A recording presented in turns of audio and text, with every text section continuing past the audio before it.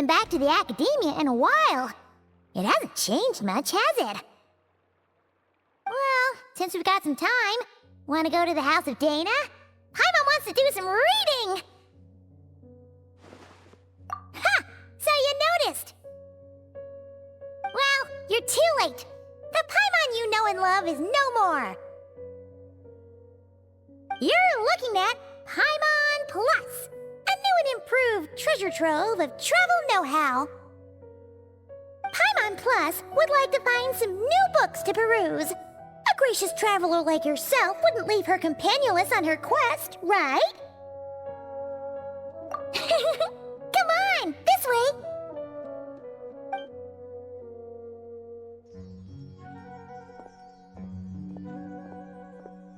Oh, hey! It's Kale and Cyrus! Wonder what's going on. Let's go see!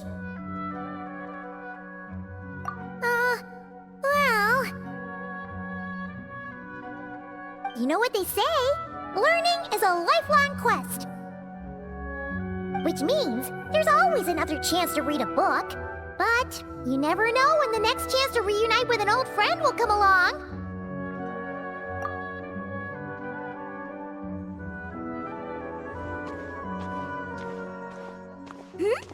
Traveler, Paimon? You're back in Sumeru? Oh, hello, you two. It's been a while. Looking to spend time with some old friends? Yep.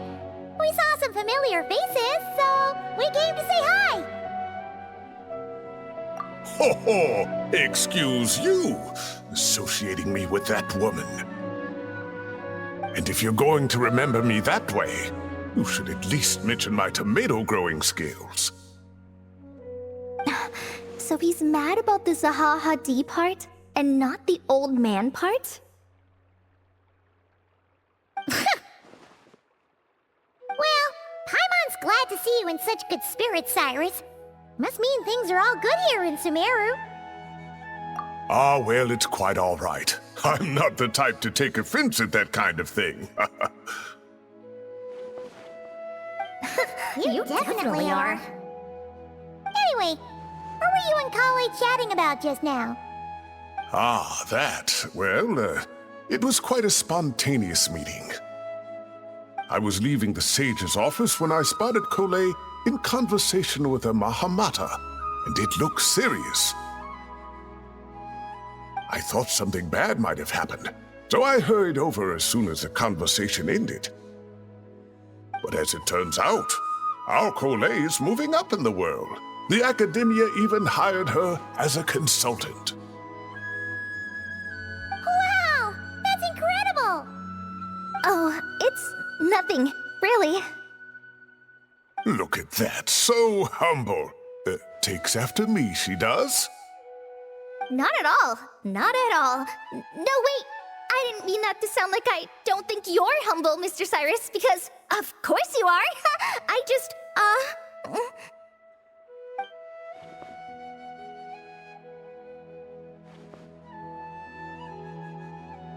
Oh, well, I wouldn't even call myself a consultant. I'm just helping out. Now that the new semester has started, a lot of students and scholars are doing fieldwork for their research. But it can be dangerous for those who don't have a lot of experience in the wild. So, the academia is planning to establish an agency that provides guidance on outdoor survival and rescue for people who need it. Oh, Paimon gets it! So, you're here to explain rainforest survival as a representative of the forest rangers. Yeah, pretty much. Of course, when it comes to tips on deciphering mechanisms or defeating monsters, that's for people who are far more senior than me to handle. And speaking of which, since we're short on manpower, the person in charge at the academia said we're still accepting newcomers. If you're interested, you're welcome to join and share your insights. Ah, seizing the moment. Well done, Kale. Recruiting someone as capable as the Traveler is a great idea. Oh, and just between the four of us, The Academia has set aside a generous amount of funding for this project.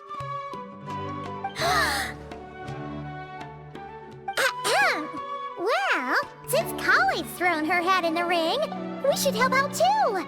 What do you say, Traveler? Great!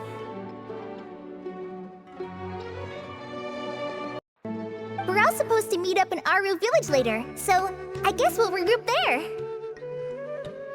I was kinda worried, since Master Tainari isn't around to help this time, but now I feel much better! Yeah, even if you don't trust the Academia's eye for talent, you can trust ours for sure. And mine, of course. I have as good an eye for people as I do for tomatoes. Well, there you have it. Thanks, everyone. Oh, speaking of Tainari, how are things with him and the others? Good, thanks. All the Forest Rangers are doing great. Oh, but Master Tainari did mention that Sino and Sethos were heading to Gandharvaville. I'm not sure if it's for work or something else. Huh, knowing them, could just be to play some cards. I'm not sure. Apparently Sethos is bringing someone else with him too. But with my academia commitment, I didn't have time to ask for more details. Huh, well now Paimon's curious. Should we go check things out, Traveler? That's true, and I'm sure they've missed you. Now that is how it should be between friends. Getting together to play cards or enjoy a meal.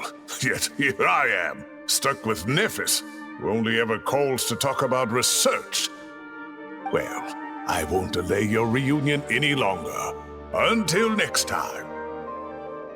Goodbye, Mr. Cyrus. Take care.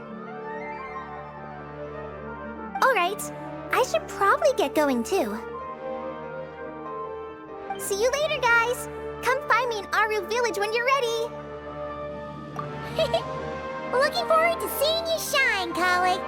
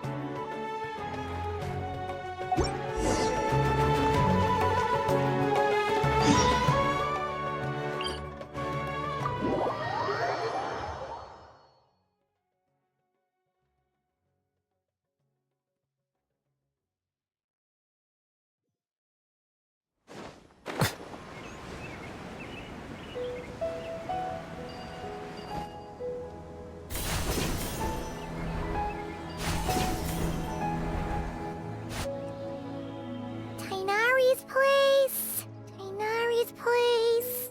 Ah! Here it is!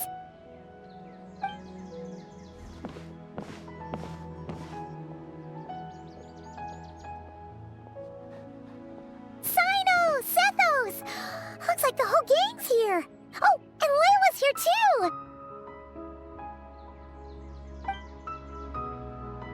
But, oh, she doesn't look too good. Did something happen? Ah, Paimon, Traveler. It's good to see you. I'd welcome you like a proper host, but I'm a bit busy at the moment. Apologies. Ah, no need to look that worried. My observations indicate Miss Layla's condition has improved quite a bit. There's no danger to her mind. She's just fatigued and needs some rest. Excuse me for a moment while I blend some calming incense. I'll let you two explain the situation. All right.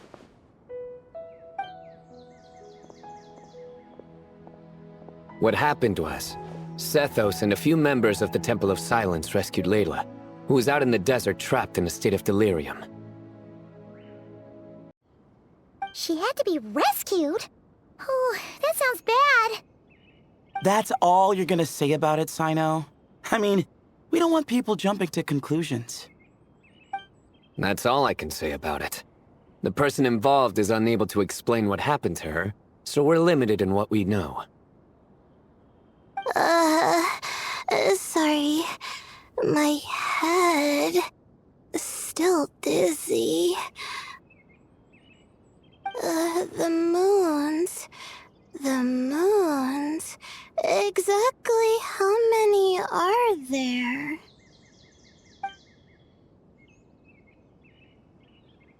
She's been repeating that phrase over and over again, but she can't seem to remember what happened to her. We tried a few things back at the Temple of Silence, but we couldn't recover her memories. Her symptoms are kind of similar to researchers in the Satyavada life state, so we brought her to Tainari to see if our veteran forest watcher had any other ideas. Tainari is pretty much our last option, so let's hope he can help. The good news is, even if restoring her memory is a no-go, we can help with the headache at least. Jur was in a similar state when we found him, delirious and mumbling to himself, but he's more or less back to normal now. Sorry, I should give you some context first, huh? We should let Miss Layla get some rest. Come with me, you two, and I'll introduce you to the other victim of this incident. Good idea. I'll wait for Tainari here and keep an eye on our patient. All right then, this way.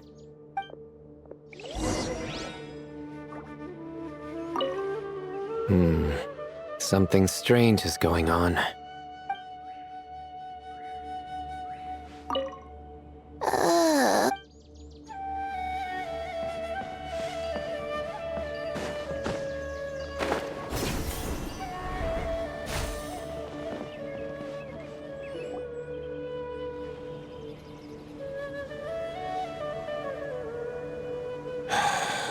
Who did the Aliaksandr not offend? I just don't get it. Hey, Jur. Still musing about Aliaksandr nuts, huh? Want me to have Sino come over and tell some jokes? Might help distract you. No. No need. I'm done. Don't encourage him. Well, sorry for interrupting the Aliaksandr talk, buddy. Next time,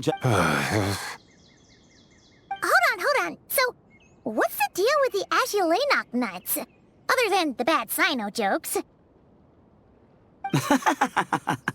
We'll get to that. But first, introductions are in order. This is Jur, a member of the Temple of Silence. And you remember the Traveler, right, Jur? Of course. I'd never forget a participant in the Rite of Duels or the hero who saved Sumeru. Awesome. Could you go over what happened to you one more time, Jur? Our valiant hero is gonna help us get to the bottom of this. Might as well join since you're here, am I right? Just hear him out. You're gonna want to uncover this mystery once you do. I'd bet on it. Well, I was on an expedition in the desert not too long ago, when I got caught in some quicksand. Later, it became obvious it wasn't normal quicksand because instead of sinking to my death, I fell into an undiscovered ruin. In my panic, arms and legs flailing about, I suspect I touched some things I shouldn't have. Because in that brief moment, an enormous amount of information came surging into my mind. I would hesitate to even call it knowledge, because my brain had no capacity to process the information. To use an analogy, it would be like trying to stuff thousands of Aliaksandr nuts into a small water skin without it bursting. Sorry again with the Aliaksandr nuts, I know. It's fine. We're getting to that part of the story anyway. true. Well, just as I was on the verge of madness, a single phrase broke through the storm of thoughts in my head. It was a man's voice saying, "Don't eat Aliaksandr nuts." What? I know it's hard to believe, but that's what happened. I was saved by the phrase, "Don't eat Aliaksandr nuts." I'm not sure. I'm not even certain it was a man's voice. It's hard to remember now that I've been repeating it so much myself. Anyway, the good news is I no longer feel like my head is going to explode. Of course, the bad news is that phrase has been stuck in my head for the past few days. Wow. But doesn't it have the opposite effect? Like, the more you say don't eat it, the more you want to eat it? Yes, that's exactly right. Whoever the voice belongs to, I don't know what his deal is with those nuts. Well, the world's a big place. There's bound to be people who don't like sweet stuff. I suppose. Strangely enough, I'm starting to think the voice belonged not to a man, but a cat. A cat? How? That's the question, isn't it? What would a cat be doing in an abandoned ruin like that? Just as my mind was reaching its breaking point, I could have sworn I heard the sound of a cat guiding me to exit. But when I came to, all I saw was endless desert, and Sethos shaking me in a desperate attempt to wake me up. I'll admit, it was pretty terrifying seeing you like that. Staring off into space and mumbling about Aliaksandr nuts. You sure don't sound terrified. Sorry. It's not that I don't care. It's just kind of hard for rambling about Aliaksandr nuts to sound menacing. Now, what Layla was saying, on the other hand, that is much creepier. Exactly. The unknown is what breeds fear. Aliaksandr nuts are familiar. But the moon suspended above us at night? That's about as foreign as it gets. Well, we don't know that for sure. There could be a whole other world inside an Aliaksandr nut, with a moon of its own. Huh. I guess. Aliaksandr nuts are not to be underestimated. Right, yeah, of course. Won't catch me disparaging the mighty Aliaksandr nut. No, sir. Huh. So, a similar thing happened to Layla then? Yeah, I think so. I was in a hurry to rescue Jur, so I put a marker on the incident site so we could go back and investigate. When his condition stabilized, we doubled back around to check and... Exactly. Multiple victims with the same symptoms at the same location. It wasn't hard to conclude that something is seriously wrong with that place. So, after we got Layla out of there, I had the Temple of Silence put up a warning sign at the scene and send patrols to watch the area. Speaking of, Sino, Tighnari, and I are going to head back there and investigate once Layla is stable. So, as per usual, you're here just in time. That's for sure. But there's another reason I want Sino and Tighnari involved in this. Because the story doesn't end there. Right, Jer? Oh, yes. Where was I? The Aliaksandr nuts butted in and I... Right. Yes, the cat. As I followed the cat noises, the voice said something else. So, there are those from Tula who still endure. I thought that was strange, of course, because, well, was the voice referring to me? Records of my ancestry are rather sparse, so I'm not sure if my bloodline even traces back to that place. That's right. The Temple of Silence's place of origin. and the home of Tainari's people. Plus, Hermanubis, who Sino and I both share a connection to, was one of the city's founders. As the temple's current leader, if something strange happens in the desert, it's my job to get to the bottom of it. But it turns out, a lot of people have a horse in this race, and I'm not leaving any of them out. See? Knew you'd join. But yeah, that's all we know about Jur's situation. Tainari should be done on his end. Let's head back and check on Miss Layla.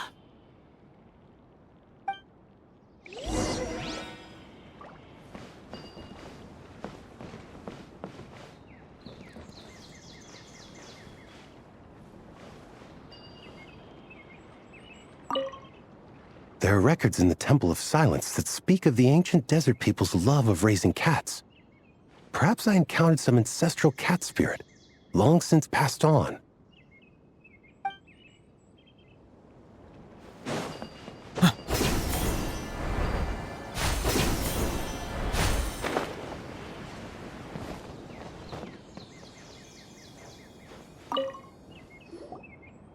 How are you feeling? But don't speak if it's too taxing. It's fine. I'm much better now, thanks. I feel like I haven't slept in 2 days, so pretty much back to normal. Whoa. That's your normal? Traveler, Paimon, I thought I heard your voices earlier. Oh, and, I'm sorry. Huh? You don't have to apologize. You didn't do anything wrong. No, I just mean, I think I'm about to disappoint you. My head was kinda muddled earlier, but I still heard your conversation. I know you're trying to figure out what happened to me, and I want to help. But, I really don't remember anything. Does your head still hurt? No, I feel fine. The incense you made helped a lot. I'm still hearing those words in my head, but other than that, I'm okay. It's just, all I remember are those words. Everything else is a total blank. One moment I was heading to the stargazing point I'd calculated, and the next, I was on my back in the sand. The same phrase playing over and over again in my mind. How many moons are there in the sky?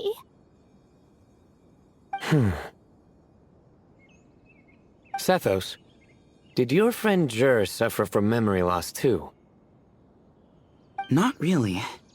His memories are blurry, but there aren't huge gaps like this. He remembers touching something. Someone talking, a voice mentioning Tuletula, and hearing a cat lead him to the exit. A cat. Did you hear it too? Huh? Now that you mention it, I think so. It was so soft. I thought I was imagining things. Which means, at the very least, what the two of you experienced while escaping the ruin is consistent. A single sentence repeating in your heads, and the faint sound of a cat. Still not a lot to go off of. Agreed. Oh, is your head hurting again, Layla?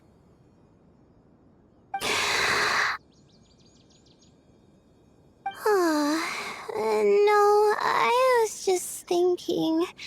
Maybe my memories are blank because I was sleepwalking at the time. Sometimes, my friends and classmates tell me about things I don't remember doing, or places I don't remember going. I don't talk about it a lot because, well, I don't even know how it happened. But I don't want my personal circumstances clouding your judgment. So I, just wanted to mention that. Ah, I see. Well, thank you for telling us. But I don't think we need to dwell on that for now. We're gonna check out the site of the incident for ourselves, so that should help us come to our own conclusions. Okay. Then could I come too? I have to know what happened to me back there. Sure, but on one condition. You need to be in tip-top shape before we head out. If your condition isn't stable enough before then, we'll have to figure out something else. Of course. No problem. Well, I'm more concerned about Tainari. You sure you'll be alright in the desert? You say that like I'll evaporate on first contact with sand or something. Call it curiosity. If this concerns my ancestors, I want to figure out what's going on. Anyway, as long as I take things slow when the sun's out, I should be fine with the right preparation. Besides, it's a good idea to have a doctor on hand in case of emergencies. So long as our doctor doesn't become the emergency. Well, if that happens, I suppose I'll just have to rely on the kindness of my entourage to haul me back home. All right, well, that all sounds good to me. Let's meet in 2 days like we agreed.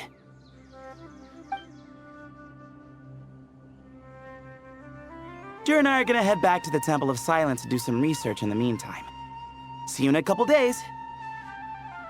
Sounds good.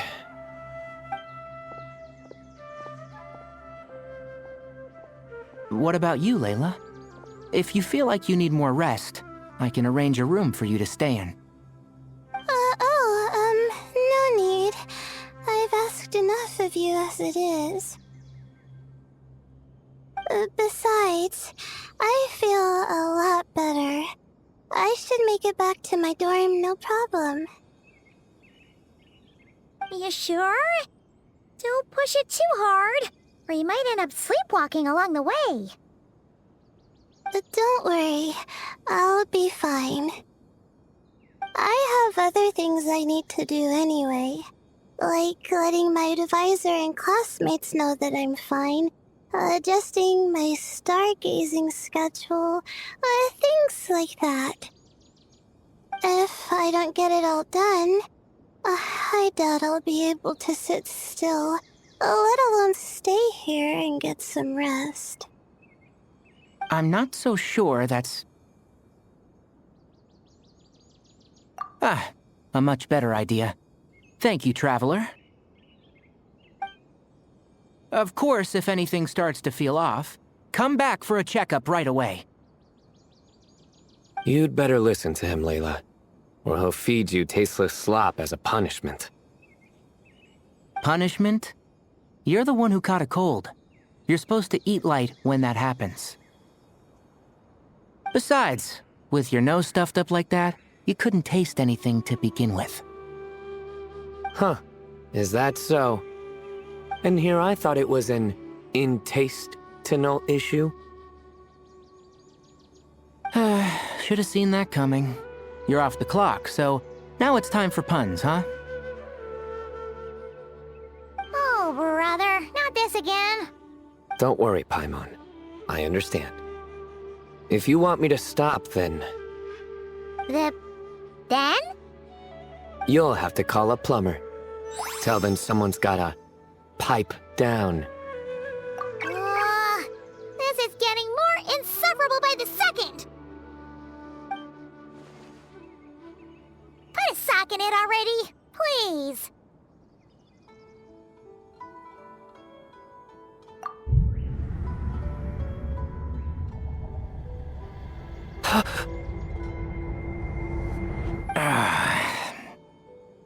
Paimon's done with this game.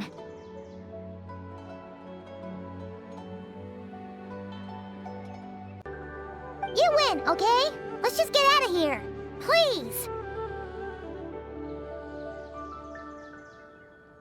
All right, you stay safe.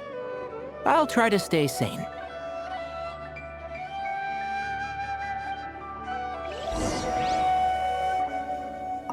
It seems your jokes have improved with practice, Traveler. Happy about that? Absolutely. Finally, someone to share the load. Ah, you know what? Kale's helping out the academia, but I haven't had the chance to check on her. Why don't you do me a favor and go do that? Hold on. I thought you were having me over for dinner.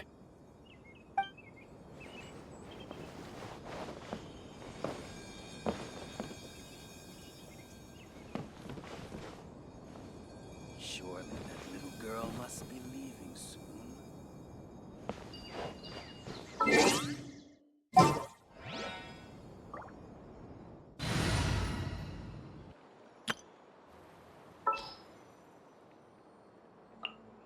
I'll lead the way.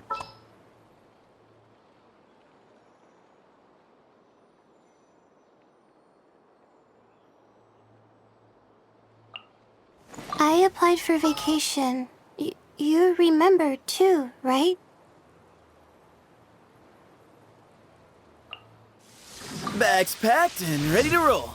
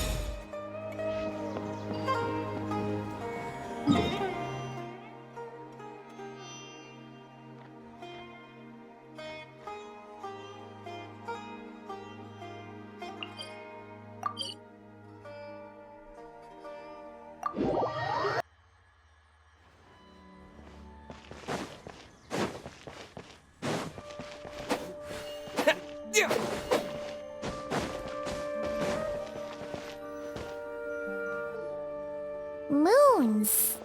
Aliaksandr nuts. Moons. Aliaksandr nuts? Are the moons going nuts? Oh no! Looks like Paimon's caught the brain bug too! She can't stop thinking about those two things! Oh, Paimon's gotta clear her head. But how? Aha! Got it! The cafe over there! Why don't we head over for a quick pick-me-up?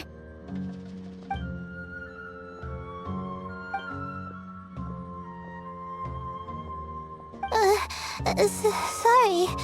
I feel kinda tired all of a sudden. Wait! Is it because of all Paimon's muttering just now? Oh, sorry. The coffee will be Paimon's treat, okay? Hey! You make it sound like Paimon's stingy or something! Well, she'll just have to show you her true colors. Yeah! Starting now! You sit tight and take care of Layla, Traveler. Paimon's gonna get us some snacks and coffee. Be right back. Don't go anywhere in the meantime.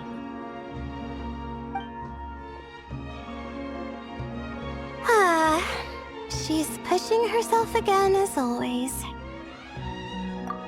Saw right through me, huh? I apologize for the sudden emergence, but I didn't have any other options. Well, that's true. So, for our sake and your safety, allow me to fill in the gaps in her memory. That's right. Layla was already in bad shape, stressing about her new study topic, focusing on the stars instead of her surroundings. By the time she realized the danger she was in, it was too late.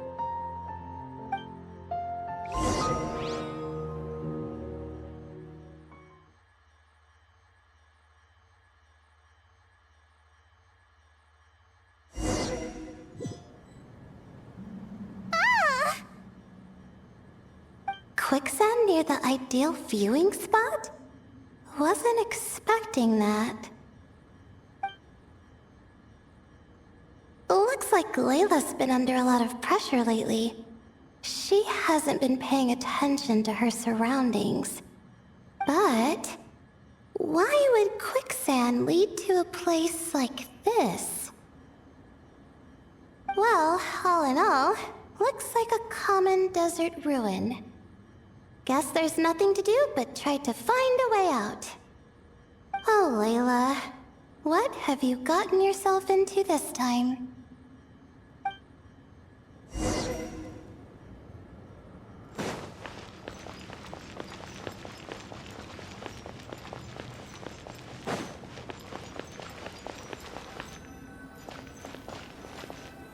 I think this door can be opened using the device next to it.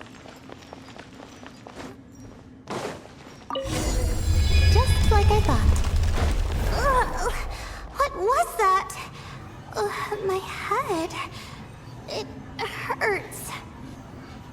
Is Layla waking up? No, that's not it.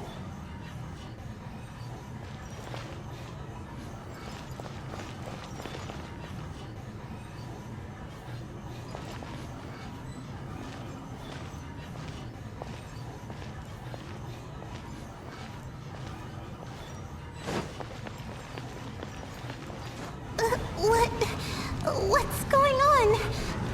It's too much. I don't understand.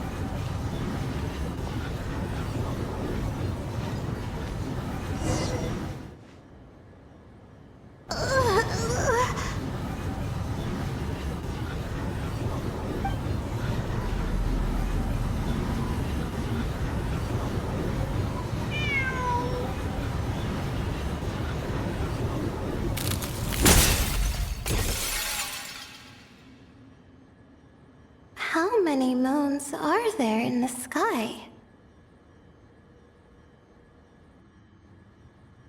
How many moons are there in the sky? Okay, information isn't rushing into my brain anymore. That's good.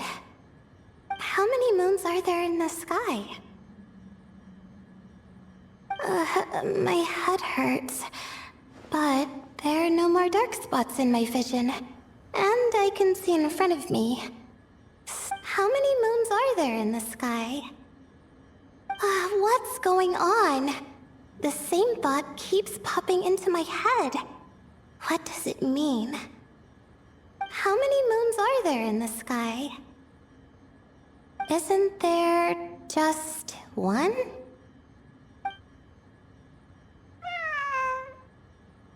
A cat?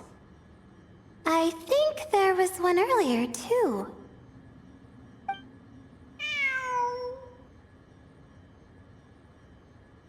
I'm not hearing things. It really is a cat. But what is it doing here? How many moons are there? No! Stop it!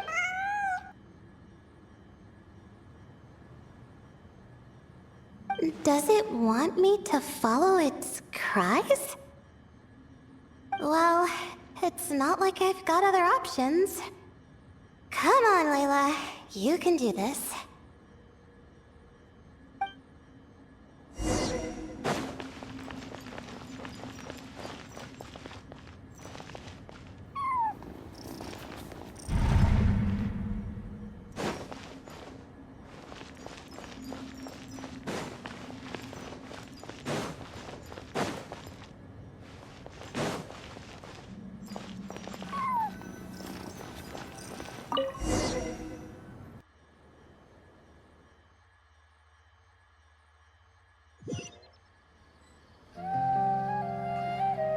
And so, I followed the cat's cries to find my way out. It was quite a kind creature. It didn't even leave until the other me started to wake up. Thinking back, it all started when I touched that device. I've heard fellow students talk about it before, how the desert is full of objects that do strange things. Sometimes it's just a minor inconvenience, but other times devices like that can cause massive trouble. Of course. I forgot how much adventuring experience you have. Still, carrying an umbrella doesn't mean you can't get soaked, so just be careful and stay away from unknown devices. No need to thank me. You and Layla are about to head into dangerous territory together. You need to be safe so she can be safe. Well, I think that about sums it up. And just in time. Your coffee's here. Traveler! A little help over here?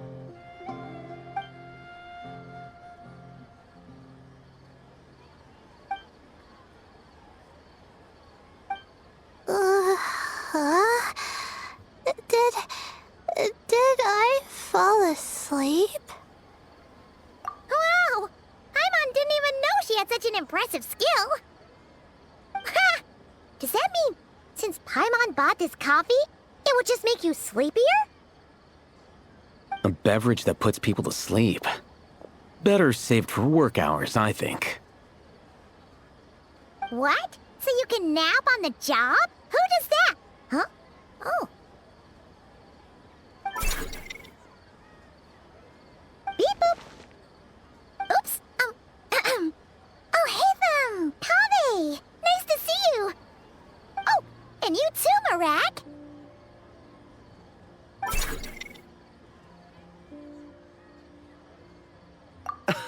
Sorry. Hope we're not interrupting anything. Miss Layla, you don't look so good. Is everything all right? Oh, I'm fine. I was sleeping just now, so I'm still a bit... Ah, I see. And we woke you, didn't we? I'm sorry. We shouldn't have been so loud. No, you didn't. I didn't mean it like that. Sorry.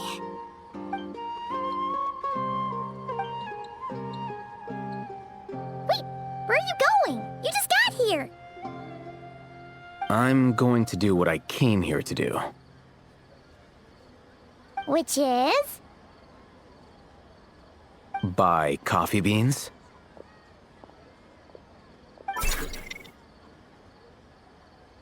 Huh? You're going too? Marak! Fine. Run off with him. See if I care. Well, looks like I get you to myself.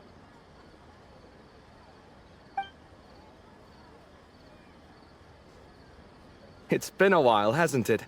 How have you been? So, a busy life of adventuring for you, and a busy life of academics for Miss Layla, is that right? Oh, is something wrong? Ah, the desert's not always the friendliest place, that's for sure. And from the look on your faces, I'm guessing this problem's not resolved?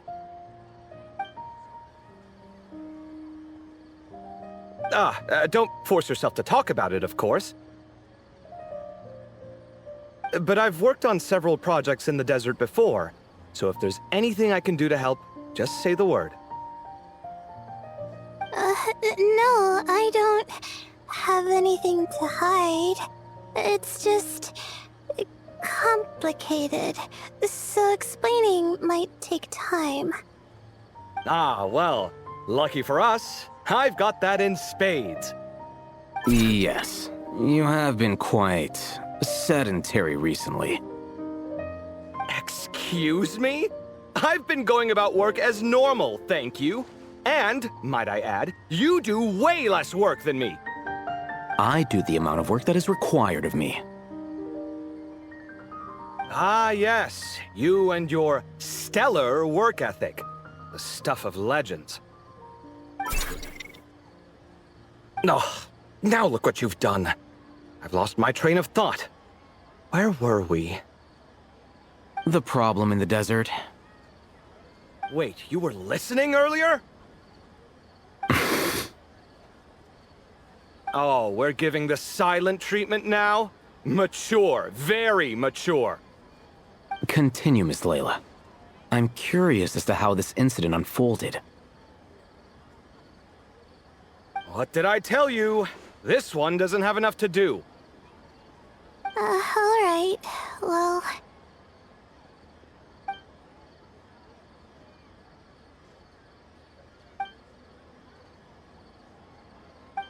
Could you still use some extra hands on this investigation team of yours? Huh? You want to join, Mr. Cave? That's right. I think my experience studying desert mausoleums could be of some use here. While Hatham's expertise in ancient languages could be helpful too. Besides, I consider you all to be my friends, and friends are supposed to help each other out. Wait, I'm involved in this now? Oh, please, I know you. Half the battle was over the minute you said you were curious. We couldn't stop you from joining if we tried. Well, you've got me there. Besides... this suitcase of yours has been jumping at the chance to volunteer for a while now. I imagine... You imagine? mechanical life forms might also feel homesick from time to time.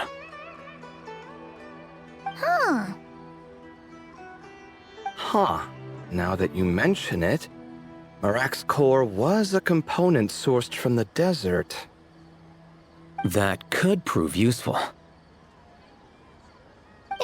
You're sure you want to come with us? It could be dangerous. Oh, I'm sure. All the more reason to recruit as much help as possible. It's important to count on friends at times like these. Our pleasure. It's a plan, then.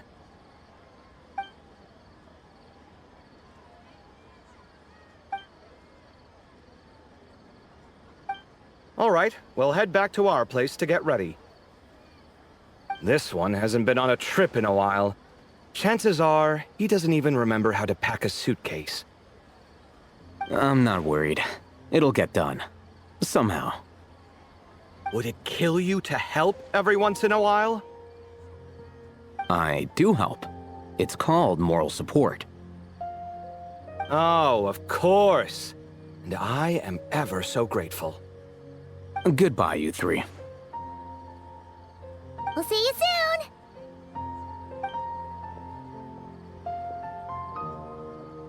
Oh, and Kaveh, your coffee beans! You were too busy glaring at Alhaitham, you almost forgot them!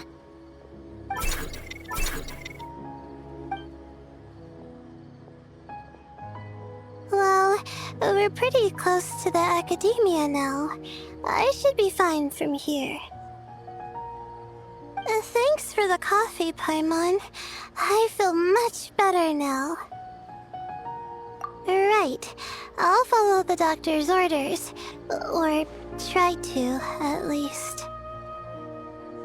With the blessing of the stars, I hope we all get a good night's sleep.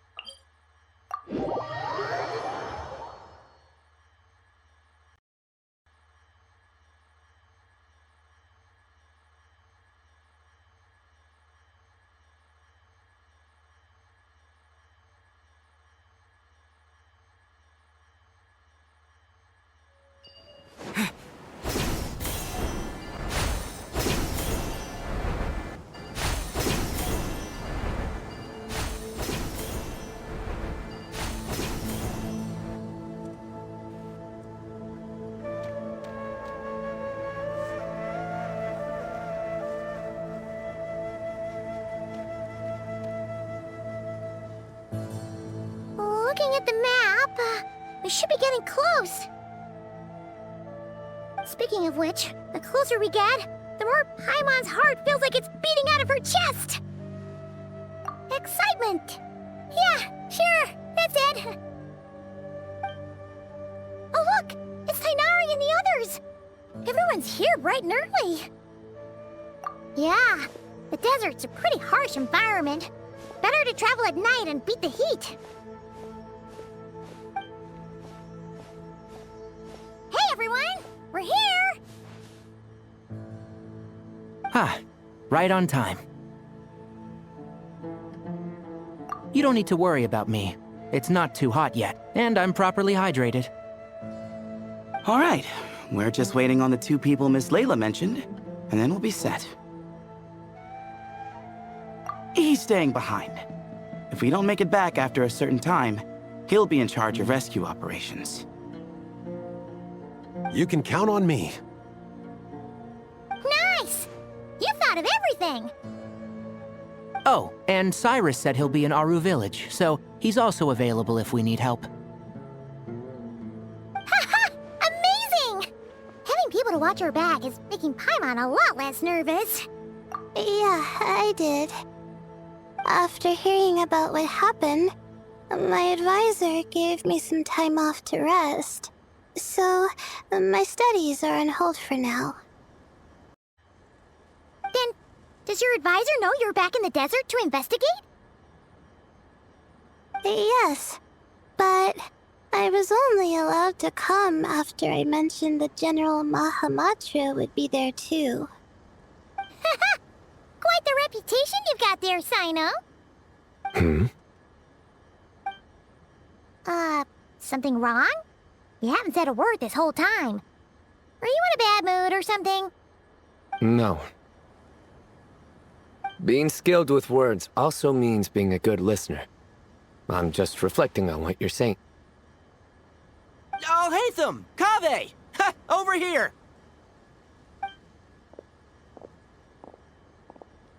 Darn it. I was just setting up a brilliant... Yeah. I'm sure you'll find another chance. The important thing is, our scribe and our renowned architect are here at last. High praise. But wait, why am I renowned and not him? He's just as famous as Sino, Dia, or Nilu. That just means your level of fame is even greater. How could a lowly scribe hold a candle to you? Lowly scribe? Please. All those strings you pulled to get those new books from the House of Dana? What do you call that? Borrowing. Anyone with an employee ID can do it. Uh-huh, yeah. The House of Dana bends over backwards for just anyone, does it?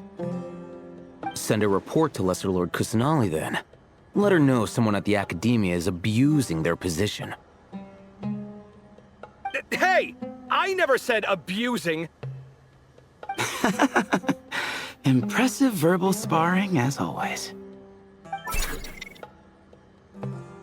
Oh, hello to you too, Marak. Well, looks like your assistant is raring to go, Kaveh.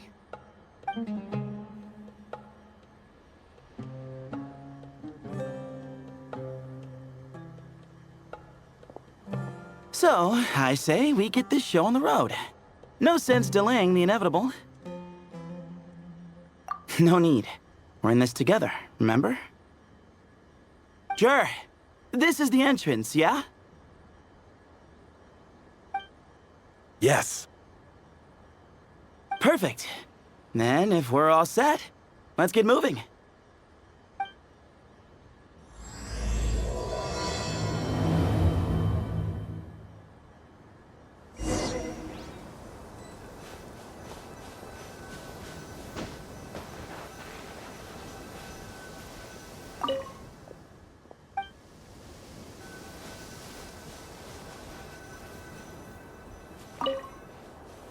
I hope everything goes well in there.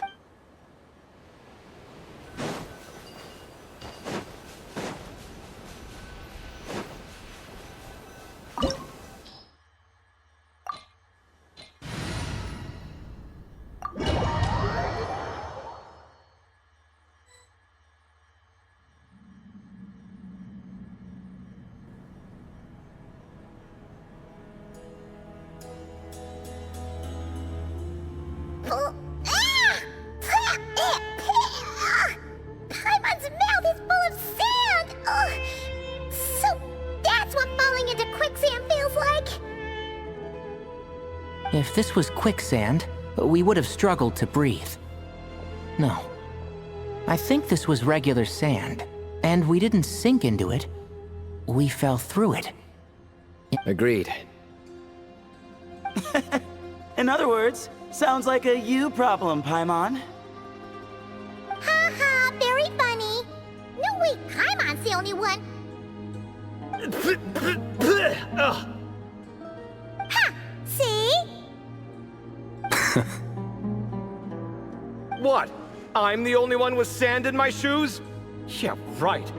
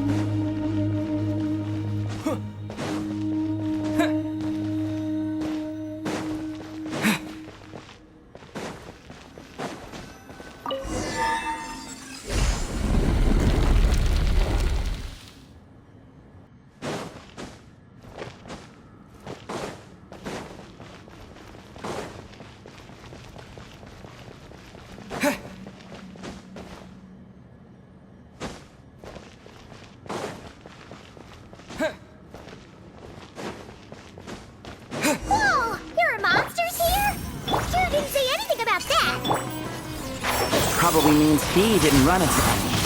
Because we're just unlucky. Not the best sign of what's to come. We'll be fine. Let's just use up all our bad luck and we'll be golden. Excuse me? And Shroud!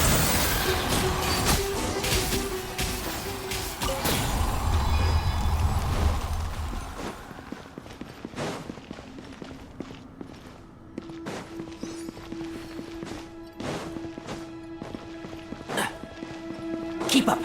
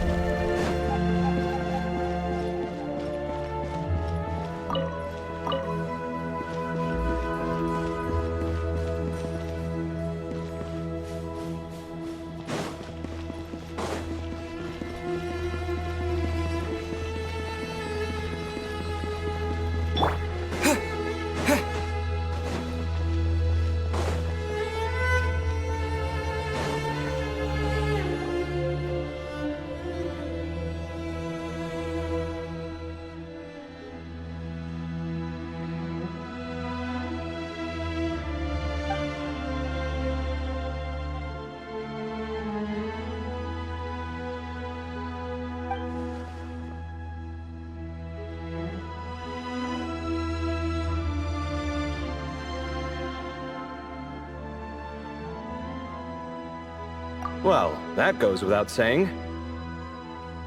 Fair point. There's just one problem, though. The only way forward is through that door. Oh! Is it time to hunt for a key? Paimon loves this part! Don't worry! With our adventuring experience, we'll find it no problem! Let's get searching!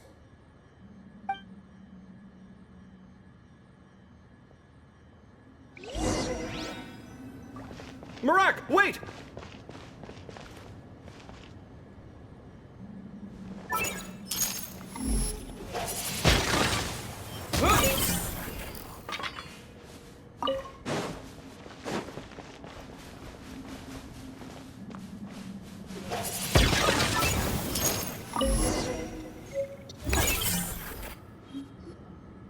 Marak, this isn't really your old home, is it? No idea what that means, but Marak does sound pretty happy.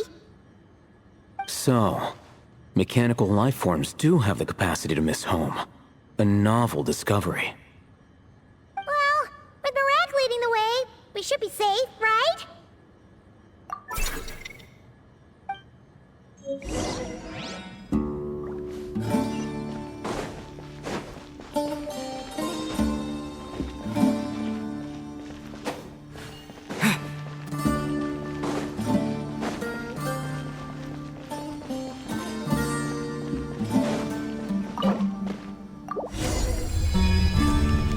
Good thing you decided to join, Kaveh.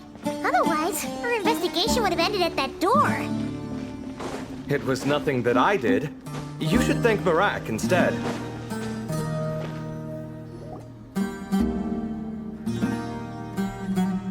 Hold on. At this rate, Paimon's gonna lose her title as best guide to a mechanical suitcase.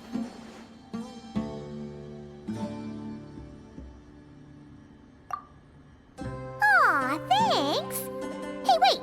What do you mean, useless? Well, no weird mental symptoms so far. I'll take that as a win. That said...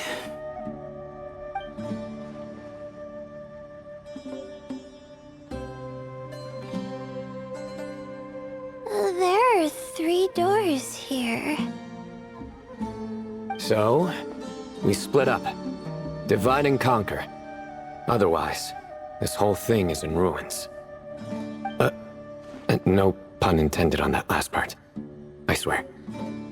Yeah, that might be our best option.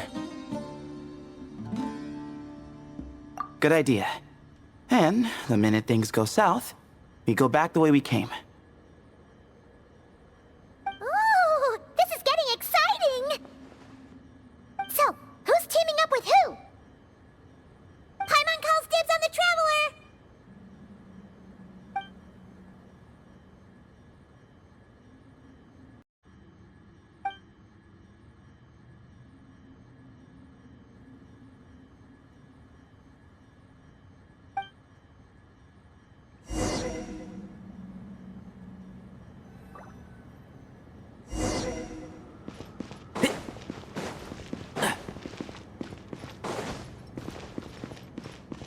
Well, this takes me back.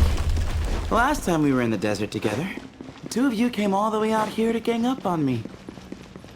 Oh? Sounds like someone's holding a grudge. Just what I like to hear. If you're still hung up on that last... This chamber is huge. I can't even imagine what it's used for. Oh. What's wrong? I seem to have stepped on some kind of... stone slab. Huh. There's a pattern on this, but it's hard to make out with all the dust. Huh? Look! The shape seems to match the markings on the ground over there. Let's slot it in and see.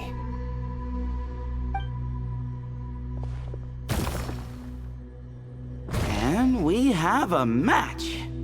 Looks like we need to find the other 3 broken slabs.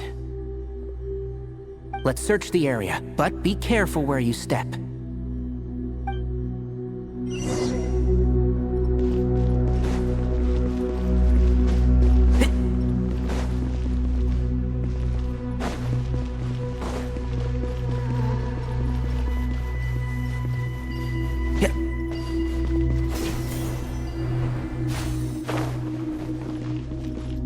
Ooh, got one! Ouch, but watch out. The edges are kind of sharp.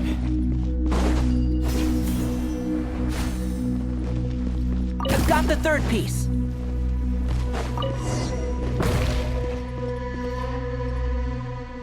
We just need one more.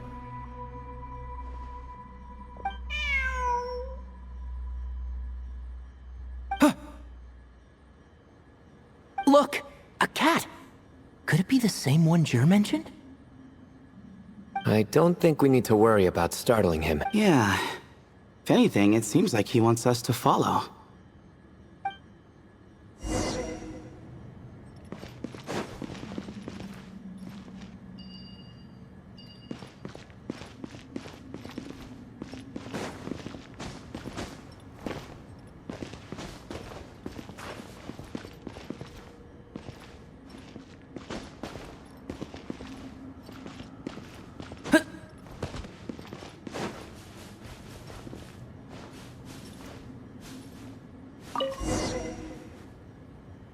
Oh, he led us to the last piece. Who's a good kitty?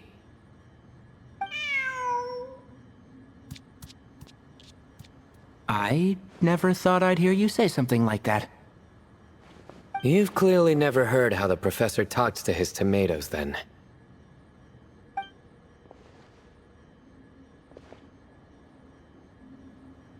All right, well, that's that. Now, we need to figure out how to get rid of all this dust.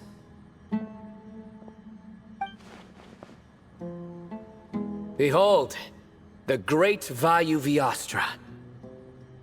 Be honest. You've been waiting to say that for how long now? Just activate the mechanism.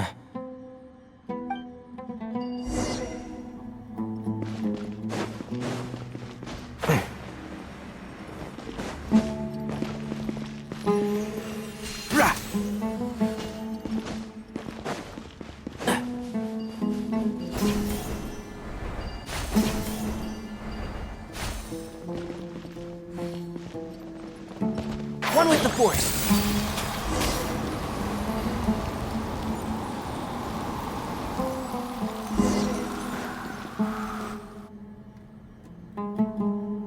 Huh. It worked.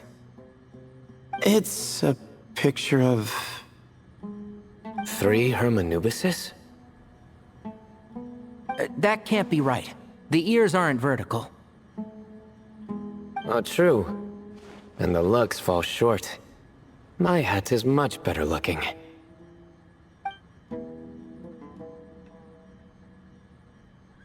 A goat, an ibis, and a crocodile.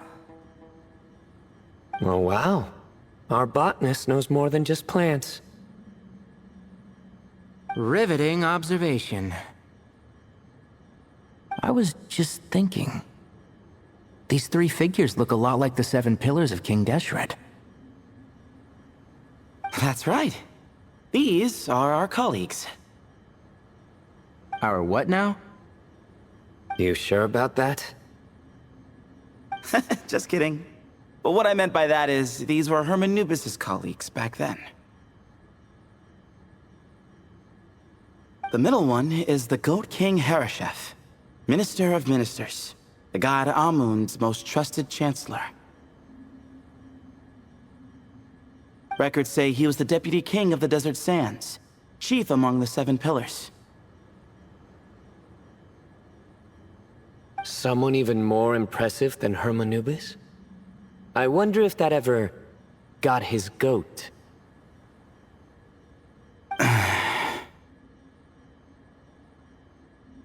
Sorry, couldn't resist.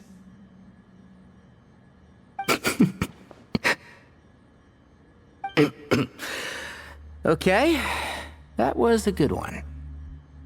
Wait, really? I've got so much more where that came from. Where were we? This is Sobek, the Crocodile King, Captain of Captains. As the name suggests, he was a valiant commander, and had dominion over all weapons of war. And finally, this is the Ibis King Thoth, Scribe of Scribes. Your memory's pretty impressive. I bet you're almost as good as me at memorizing cards. A scribe? Did he manage archives then? Like Alhaitham? Wait, that's all Alhaitham does? I never knew being an academia scribe was such a cushy job. Well, that's how his friend put it, anyway. But it does seem like he has a lot of free time. Well, I don't know much about the academia, but I'm sure the Ibis King had more responsibilities than that. The temple's records say he represented the wisest aspects of King Deshret, inventing the desert script and arcane arts at his king's command. He must have been quite the impressive man then. Or creature, depending on how you look at it. Still, why are these 3 the only ones represented here? What about the other pillars of King Deshret? Maybe because the 3 of them were extra close? Huh. Kinda like us. Oh yeah! Maybe we should have someone inscribe us on a commemorative stone slab too. Or, we could just take a picture. It would serve the same purpose. Anyway, no more distractions. Huh. Doesn't it look like there's writing carved into the corner?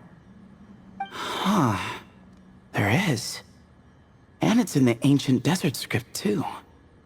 Looks like the Ibis King left you some homework. Give me a sec. I'll try and translate it. The ministers are unvirtuous. The scribes unwise. The captains unworthy.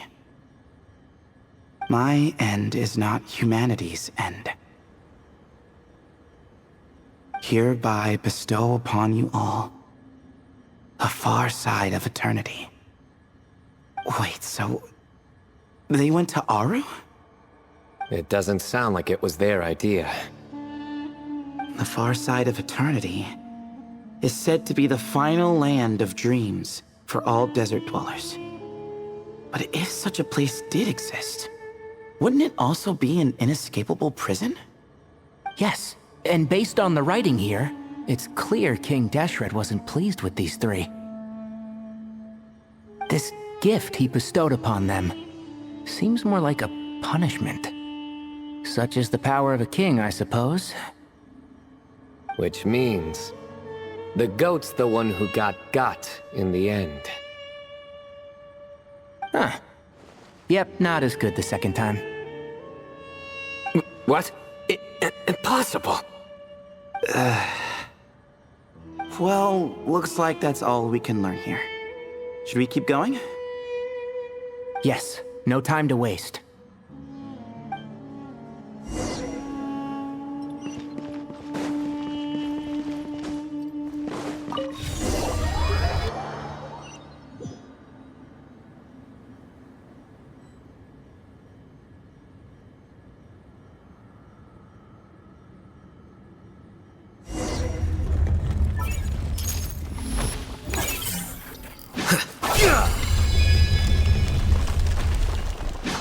Jeez, who knew a suitcase could be so fast?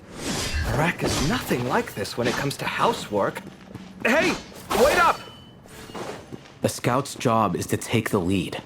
Just let Marak figure it out. Easy for you to say.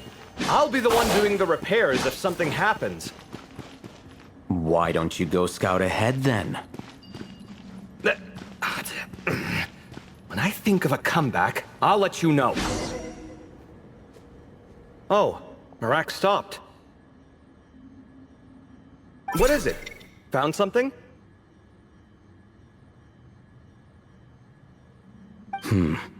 Looks like something covered in sand. Let's get it out then. Come on.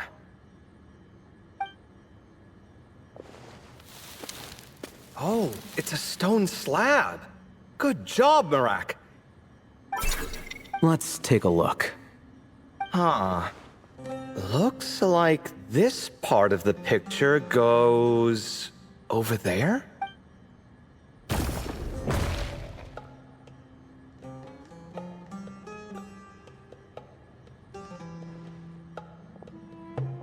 In that case, there must be other pieces. All right, and let's look around. Hey! Why are you sitting down? I thought Marak was helping. Oh, so you do know what that word means. Great. Are we supposed to just sit back while Marak does all the work? No, I doubt you could do that. Exactly. But I can.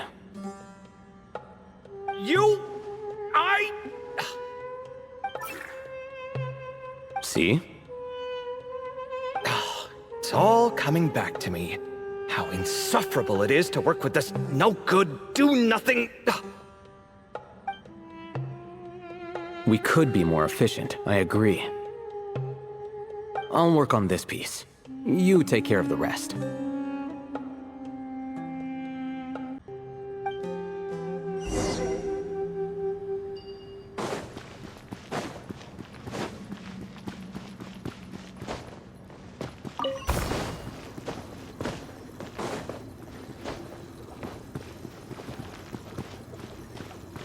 Found one!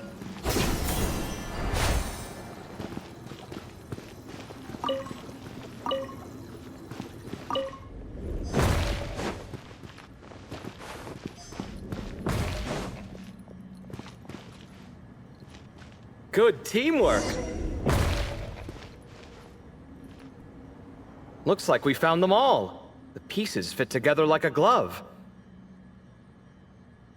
But we can't see what's on them. Turn around. Huh? Look. Oh, I've seen this before. It can create strong winds. Just what we need to clean off the slab. Come on, let's... Hey! Don't worry about me. If I sit here, I won't be in the way. Oh, you don't want to be in the way? Then sit right in front, so the device can blow you straight back to Sumeru City.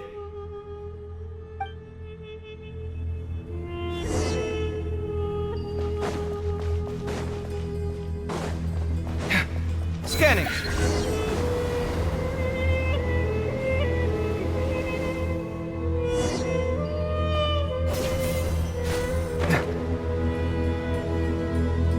done. Huh. That's one big cat. And there's a shattered crown. I think it's depicting some kind of story. Look, there's writing too. The Ibis King answered the young noble, granting him the wisdom he sought. But the fragile crown was shattered by lies in the end. Here I leave the name, Gudars. Gudars? I've seen that name in a history book before. He was a young noble who sought to save his realm, and a king who once united the desert. That's right. Although his methods were rather shameful. During his long reign, he betrayed his family and the nobles who supported him, only realizing the error of his ways after his enemies left him nowhere to turn. But by then, it was too late. Seems like a common occurrence across history. Different people, same mistakes. It's an inevitable pattern, destined to repeat itself.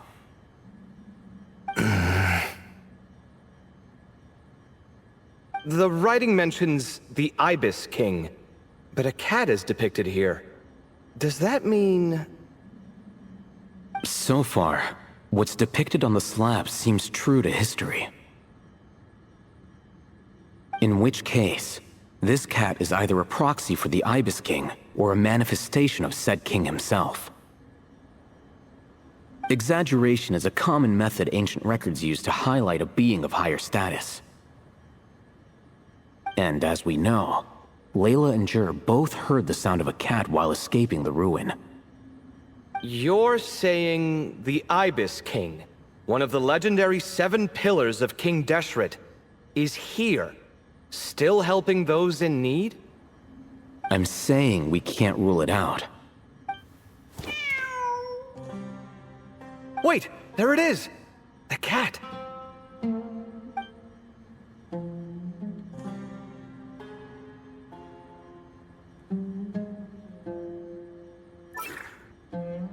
Ah! Marak went after him! The cat's showing us the way forward. Come, let's follow. Okay.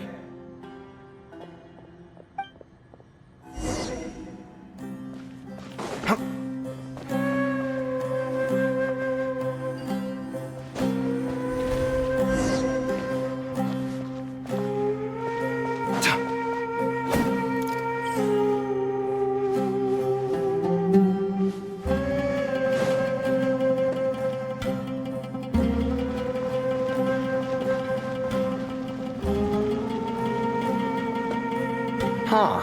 The cat's... gone. Yes, but look where he led us. Oh. Another slab. It looks similar to the last one.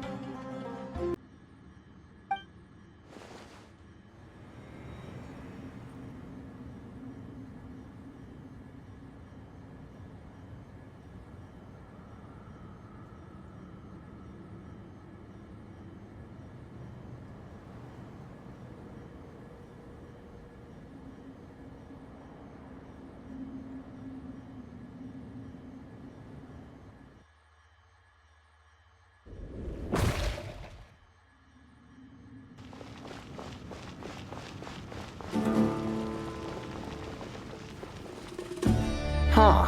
The cat's... gone. Yes, but look where he led us. Oh.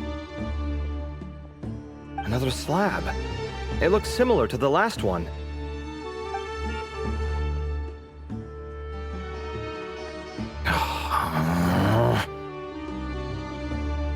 Oh, by all means, take your sweet time.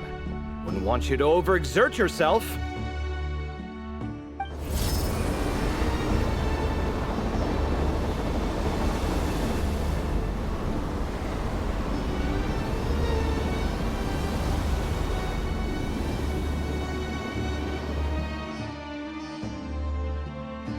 Huh. The scene depicted here... Seems to be a different tale. The Ibis King answered the gin-blooded dancing girl, granting her the wisdom she sought. But enemies plotted to kill her close kin. Snake venom was her self-chosen end. Here I leave the name, Makaira. The Temptress of Woe? You've heard of her? Of course. I don't just sit around doodling all day. She's mentioned in tons of papers about the desert. As I recall, she was given as a gift to the tyrant king of Gurabad, and later seized the opportunity to kill him. After getting her vengeance, she reigned as queen for many years, until her enemies attempted a coup, and she took her own life. That's more or less the version I've read as well. It seems this queen also had dealings with the Ibis King. Yeah, I'm starting to find this whole granting wisdom business a bit concerning. I mean, considering how Gudars and Makaira ended up, it might not have been a good thing. But, at the same time, if the cat guiding us is linked to the Ibis King, then he doesn't seem like a villain either. People are complicated, and the same is true of the servants of the gods, no matter their wisdom or power. Let's reserve judgment for now, and keep moving.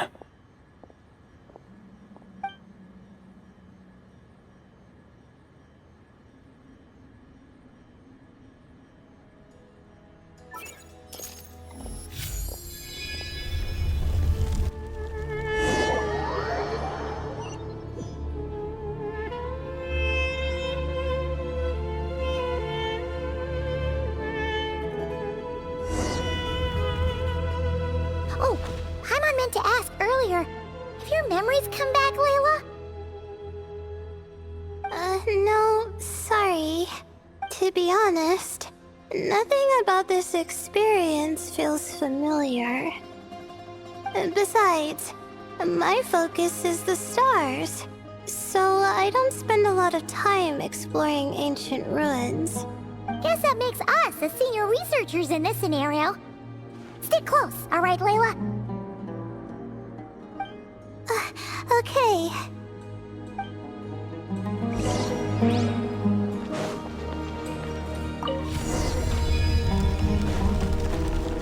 The night is cold.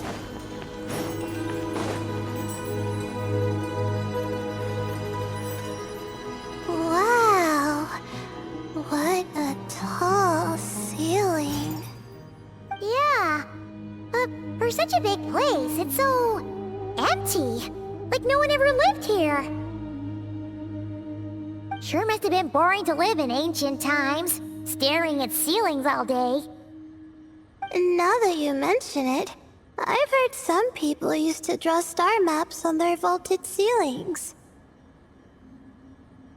Some might even make them transparent to better observe the movement of the stars. It sounds so nice. Stargazing from the comfort of your own home.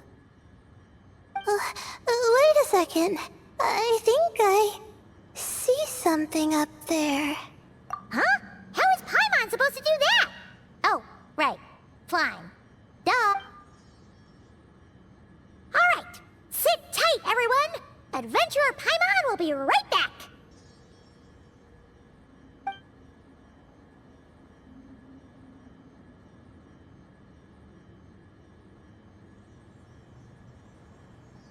Okay. So, there's nothing super special up there. Just a couple of shelves, tables, jars, and scrolls. And a whole bunch of dust, dirt, and sand. You really want to search through all that stuff? Well, when you put it that way... Come on then, let's see what we've got.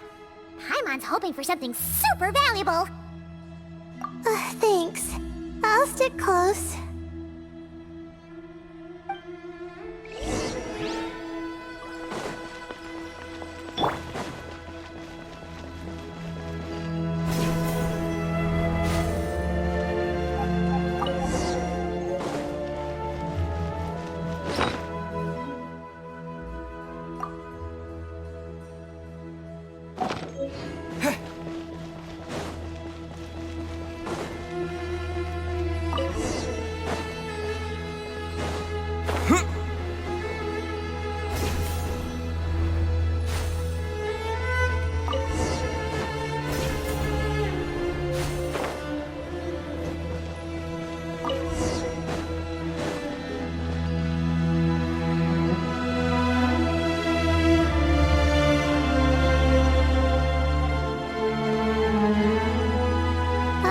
I think that's everything. Most of the documents are in the ancient desert script, except these ones. These seem old as well, but the handwriting makes them stand out. Right! Let's arrange them in chronological order before we read through.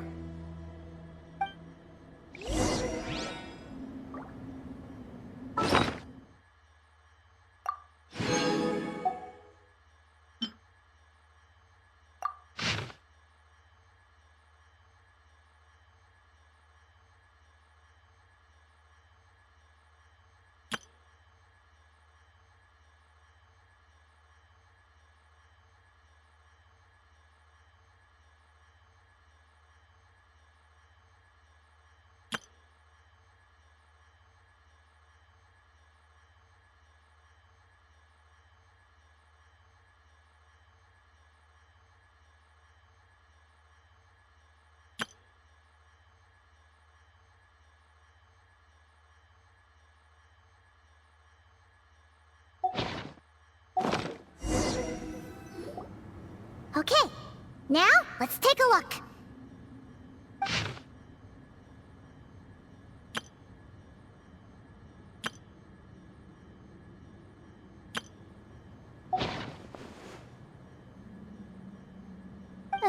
Maybe this person fell in by accident, like Mr. Jur and me. Yeah, maybe. But they don't sound super worried about their situation. So, either this person's an ace adventurer, like the Traveler, or some kind of super optimist. An optimist, huh? Oh, I wish I could be that sort of person. That's right! You're detailed and passionate. Great qualities for an adventuring buddy. This optimist seems super obsessed with exploring every corner of this place. That could have gotten them in big trouble for all we know. Well, I appreciate the compliment. It's almost magical how words like that can make you feel like you can do anything. I only wish that magic could last a little longer. Until I figure out my new study topic, at least.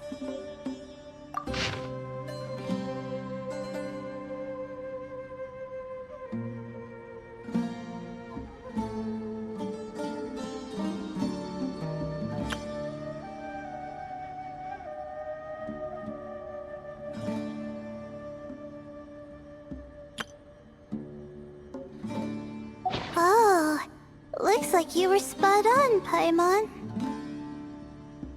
See? Told ya! That's what happens when you don't think things through. And all this talk about seniors and juniors, he was a student just like you, Layla! Whew, he sure talks a big talk for a student, though. You'd think he was some kind of old scholar instead. Huh. What is it? Did Paimon say something wrong? No, not at all. I was just thinking, and this might sound rude, but the way this person speaks is just so... you notice too. I mean, it's good that he helped treat his companion's wound, but it didn't seem like it was out of kindness. More like he was looking out for his own self-interest, or thought he could get something out of it. I don't know. Maybe I'm reading too much into it. Yeah. If you're both in this dangerous situation together, wouldn't you mention them at least once? If it were Paimon, she would write down the name of every single person she was with. No one would be able to get away. Actually, I find Paimon's approach quite sensible. It makes sense from a safety perspective, too. That way, if anyone came to the rescue, the notes would be able to tell them everything they needed to know.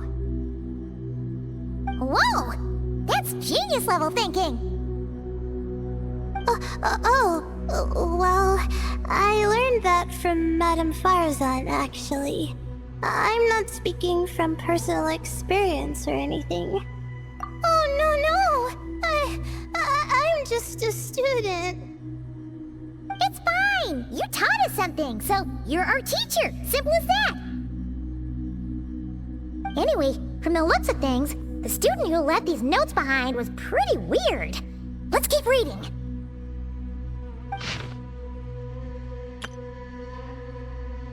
Whoa! Hang on! That's a lot of information. Paimon needs a moment to take this in.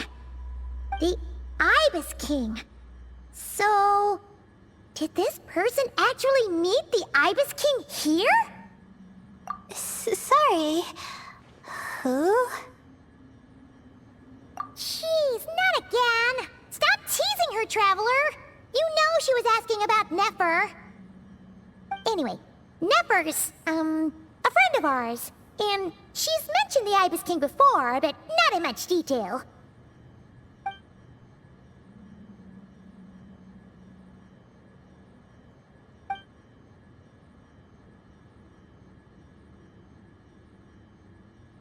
Oh, I see. Well, that's not too surprising. Most people in Sumeru know about King Deshret, and most in the academia have at least some knowledge on the Seven Pillars. Legend has it, King Deshret ruled the desert at the head of several wise retainers, guiding their people to pursue the limits of wisdom. He also left behind treasures for future generations, which continue to be relevant in nearly every research discipline. Now, this message indicates this student and his senior were rescued by the Ibis King. But to think it's possible to meet him in a place like this... We don't know when these notes were written, but didn't the Seven Pillars disappear a long time ago? Yeah, the notes made it sound like his powers were restricted. Also, the mention of this form? What is that supposed to mean? I'm not sure. Let's keep reading.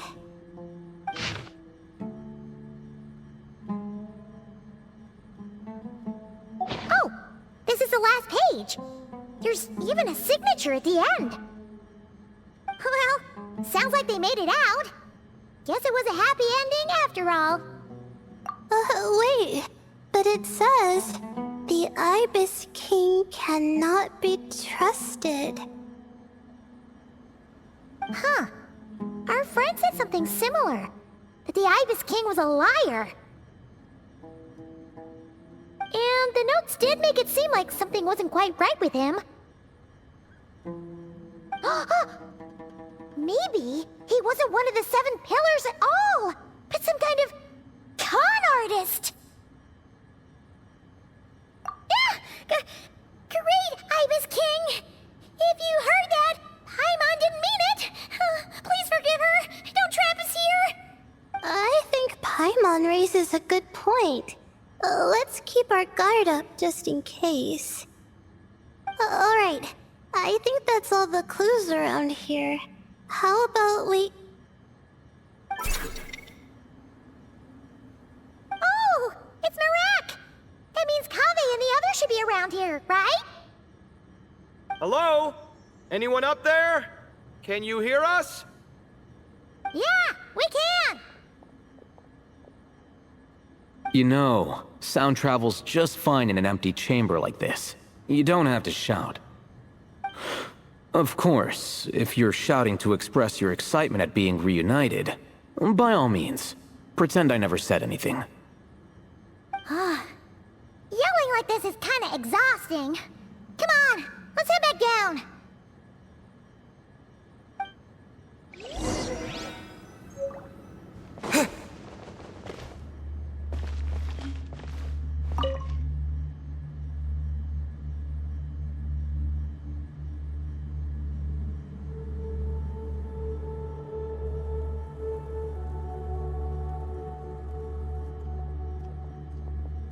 Wow, we all ended up in the same place, huh?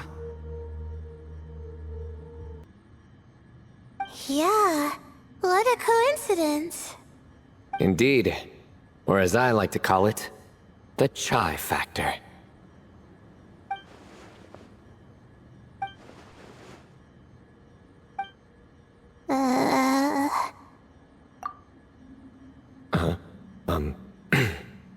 No reply? Just say it. All right. Because it's spice to sweet brew again. Oh, hey, that's a new version. Wait, what? You've never heard that one?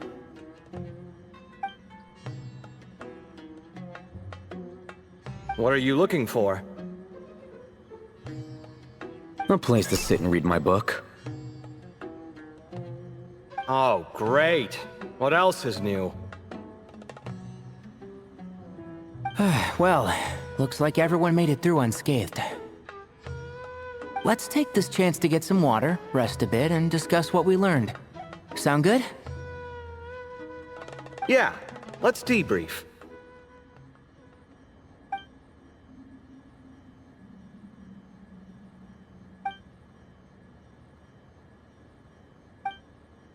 Okay, so we all learned a lot, but it feels like we ended up with even more questions. Yeah, but one thing's for sure. This place is tied to the Ibis King in some way. Hey, Sino. You're the current representative of Hermanubis. Can you call him up for a sec? Of course. Just let me sense his presence.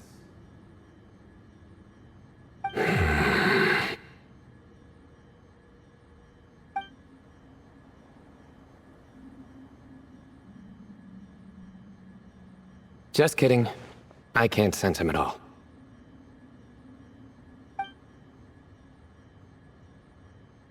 Jeez, Sethos. Did you set him up for that one? What are you, a two-man act? Sorry, Hermanubis isn't like the Ibis King. He can possess me, but I can't talk to him whenever I want. Oh, truly? Does that mean he's gone? Oh, I would have liked to reminisce about old times with him. Ah, the cat! It speaks! Of course it speaks. In fact, it is not an it at all. You do me a great offense. My apologies. Esteemed cats, sir? Oh, this little contraption is still here. Contraption? No, this is Marak. Which means you do his assistant a great offense. Huh? Well, I didn't mean... Well, I apologize. I wasn't referring to this Marak, but rather the thing that operates it. King Deshret was quite partial to it. I have forgotten what it was called. It must have had an official name, albeit in the old tongue. Even if I did remember, I would need to translate it into modern language. Ah, it's not important. Marak's a fine name. Even better than the original, if you ask me. Who thought of it? And the remodeling, quite well done indeed. This Marak looks much happier in its current form. Oh, and the components should have model numbers written on them. You can look them up if you're curious. This cat talks. Ugh. Quite the one-sided conversation. Is this what the Ibis King was like? He seems quite eloquent. I wonder if he plays cards. Ha! I knew Marak was a great name. Go me! Let's see, what page was I on again? Should have brought a bookmark. That all went over Paimon's head.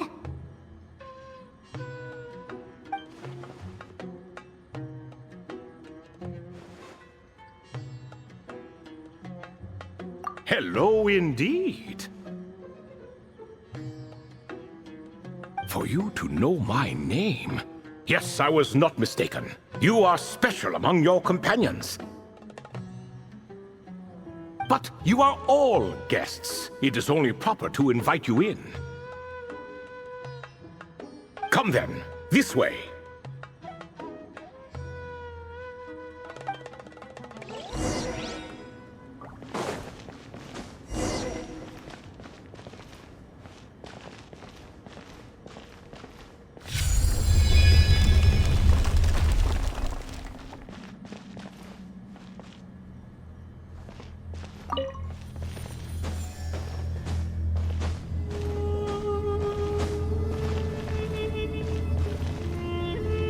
Not now!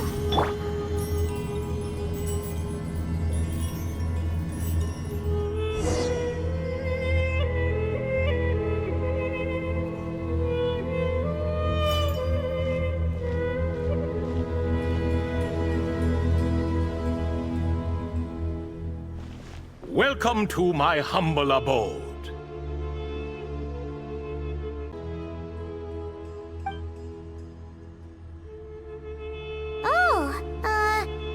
Your house sure is spacious, Lord Ibis King. I fear it's not quite what it used to be. In fact, it has long ceased to be my home at all. It belongs to the descendants of the cats I once raised. Such adorable creatures, aren't they? Take the one I'm borrowing here, for instance. A chubby fellow with such lovely fur. Anyway, tradition dictates that a special guest such as yourself be presented with a gift. Alas, it's a first-come, first-served basis, you see. I fear with the passage of time, none are left. What?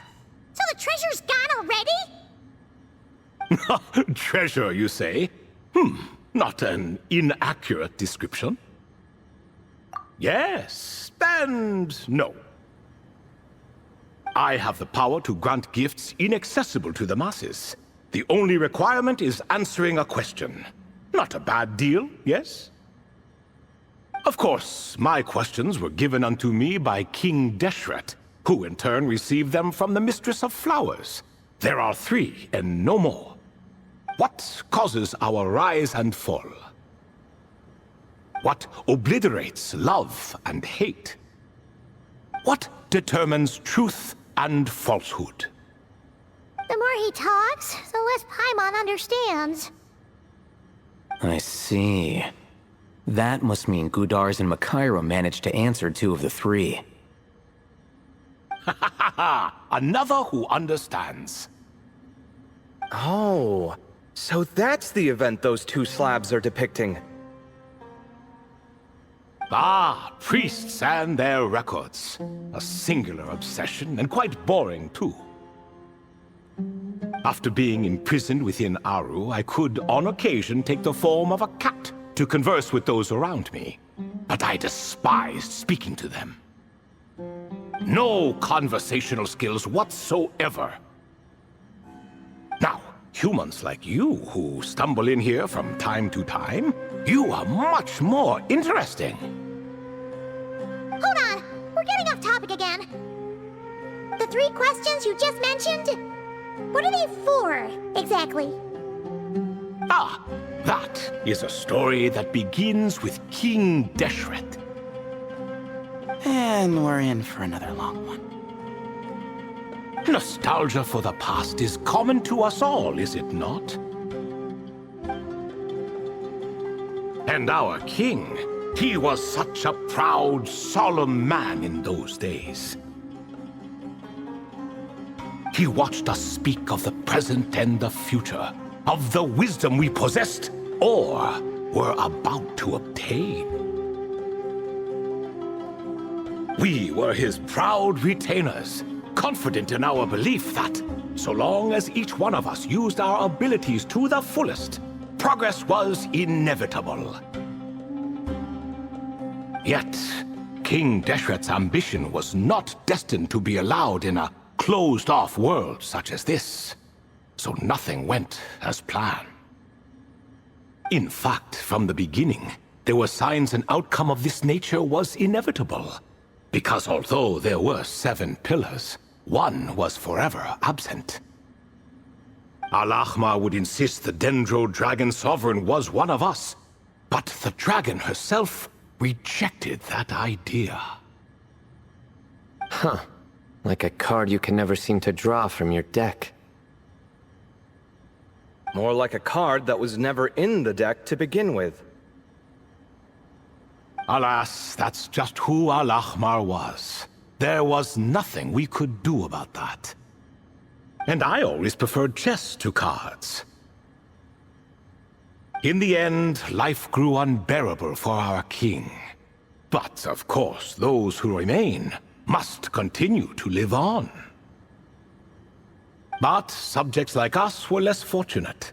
After all, the fate of a retainer is decided by the king, including the chance to walk away. So it was then that King Deshret had Kroko, Goti, and I locked up within Aru, where we remain to this day. Kroko. Goti? Ah, of course. You're more familiar with their full names. Sobek, the Crocodile King, and Hereshef, the Goat King. And let me tell you, when it comes to chess, Hereshef was a habitual backseat strategist, always spewing nonsense from the sidelines. Well, Sobek was all too quick to take his terrible advice, to the point where I was the one who got accused of cheating. Chess is an exercise in patience, and that man couldn't sit still to save his life. He could never excel at that game. In fact, neither of them were good at chess. Even so, we played together often. And since I was always the winner, we got along quite well. What are you laughing at? Were we not good friends?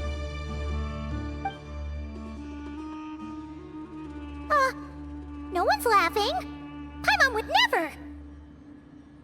No, not you. It's Goti. He's laughing for no reason again. Can you not hear him? Ah, right. Of course you can't. The two of them are inside Aru, as am I, so only I can hear them. What is even going on here? Has he, started to lose it after being trapped for so long? That does happen to prisoners serving life sentences. Speaking of which, how's Azar doing these days? I doubt he's doing much of anything. Just what I wanted to hear. What is the meaning of this? You doubt my words? I have half a mind to not talk at all. Oh, no. They're not questioning you, Lord Ibis King, just discussing other things. Please, continue. In that case, where were we? Getting to the part about the 3 questions. Hopefully. Ah, yes, we're almost there. Before I entered Aru, King Deshret said I could be released from my eternal seal if I chose humans who could provide the correct answers to those 3 questions. The first person who caught my eye was Gudars. I asked him, "What causes our rise and fall?" He answered, "Conspiracy and betrayal, for it renders the righteous and wise unable to succeed, and thus nations fall." I found his answer quite interesting, so I bestowed upon him the power to deceive. The second human I chose was Makaira. I asked her, "What obliterates love and hate?" She said unto me, "I have nothing left to lose. Vengeance alone can quench both love and hate." I found this to be another fascinating response, so I granted her the power to be loved. But both of them ended up... Now then, young one, riddle me this. Did their answers point to this fate, or was it the power I bestowed upon them that determined their end? I'm just an observer who doesn't understand their circumstances, so I can't answer. A clever reply. I do not wish to comment either. It is all in the past at this point.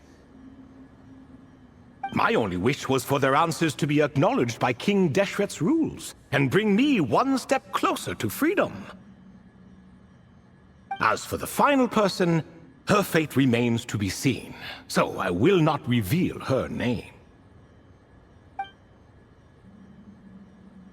I asked her, "What determines truth and falsehood?"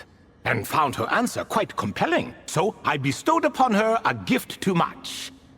As you can see, however, I have not been freed, so it's clear the answer she gave at that time was wrong. But, alas, 3 people were chosen, and 3 questions were asked. So now all I can do is wait. Wait until her wisdom is in line with the rules set forth by my king. Until she has found the true answer to that question. No wonder there was no 3rd stone slab then. Or perhaps you're just not ready to include her in the story. Though, that might be a generous interpretation. Well, it's not merely because her story remains unfinished. As the remaining priests of this place left, or passed on, there were none left to record the events that followed. Besides, stone slabs are few and far between in the Great Red Sands. In the sprawling desert, very few things or people even manage to leave a trace. But sometimes I can't help but wonder. If that young man from several centuries ago had been willing to answer my question, would I have left Aru by now? Wait, so there was someone else? Of course, it has been thousands of years after all. All sorts of people have stumbled upon this place, but I only chose the special ones. That young man had such a singular intelligence, though his companion, by contrast, was rather average. The author of those notes we found? The student named Zandik? Ah, yes, I think that was his name. In truth, I was unsure whether I should grant him my 3rd remaining gift. He was, of course, exceedingly clever, but he was also mistrustful and narcissistic in equal measure, and there did not seem to be a line he was unwilling to cross. Too much power could be dangerous in the hands of someone like him, so I found myself rather relieved when he declined my gift. Oh, he turned you down? Did he give a reason? Yes. He said he didn't need it. I still remember the look in his eyes. Nothing stood out per se, and still I could sense contempt and disdain radiating from his gaze. I could not give an exact reason, but on instinct I just knew it would not end well to get close to a man like that. So, I tricked him. "Stick close to your companion," I said. "Only the descendants of Tuletula can come and go as they please. Leave him behind, and there is no escape for you." So, does that mean his companion wasn't a descendant of Tuletula? Oh no, that part was true. The lie was in the other half. Anyone can enter or exit this place. There are no restrictions. I saw that his companion was exhausted and was concerned Zandik might leave him behind, or worse, that some other accident might befall him. So I made up an excuse to prevent Zandik from going a step too far. Oh, and speaking of, Sandik's companion had the same blue hair and pointed ears as you. Wait, does that mean Layla's also a descendant of Tuletula? Indeed. When Hermanubis founded that city, he took in many who had nowhere else to go. Today, their progeny are scattered to the four winds, and indeed are far more numerous than I could have imagined. So the person you protected could have been my ancestor. Yes, yes. You're very welcome for that. Could I ask another question, Lord Ibis King? Of course. I have nothing but time, I'm afraid. Did you also save me and a man named Jur? I did.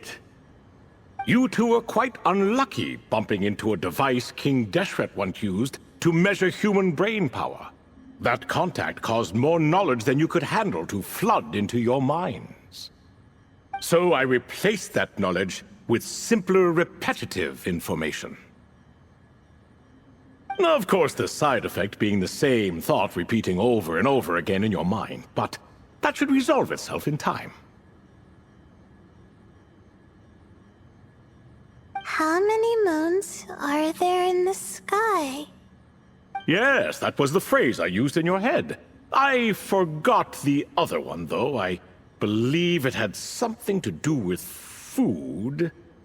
Both were spur-of-the-moment decisions, so no need to dwell on the meaning too much. Oh, I see. Thank you, Lord Ibis King. As I said, young one, you are most welcome. If you're inclined to return the favor, perhaps you could turn off that device so no one else can trigger it? There's only so much a cat's paw can do, so I'm afraid this is something I must leave to you. Or Marak, I suppose. Oh, splendid! Another one bites the dust. Such is the fate of things here. Day by day, little by little, the remnants of ages past fade into obscurity. For that reason, the gifts of bygone eras, be they tied to your blood or technological in nature, are not to be revered. They are tools, nothing more. Disrespectful? I simply make the most of what I have. Besides, our king has been gone all these years. What good does it do to revere him now? Oh, are you talking to the Goat King again? No, Croco this time. He's pestering me for another game of chess. Says he wants to even the score. Wishful thinking, if you ask me. If we counted one push-up for every loss, he'd owe me 300,000 by now. Of course, that's just a rough estimate. I've never kept count. It appears that's something you like. Being someone unable to be defeated. I suppose so. All right then. Time for me to extend my winning streak, and for you all to head home. In truth, deep down, I know even the answers to those 3 questions will not change my fate. But that is for me to reckon with. Go on now.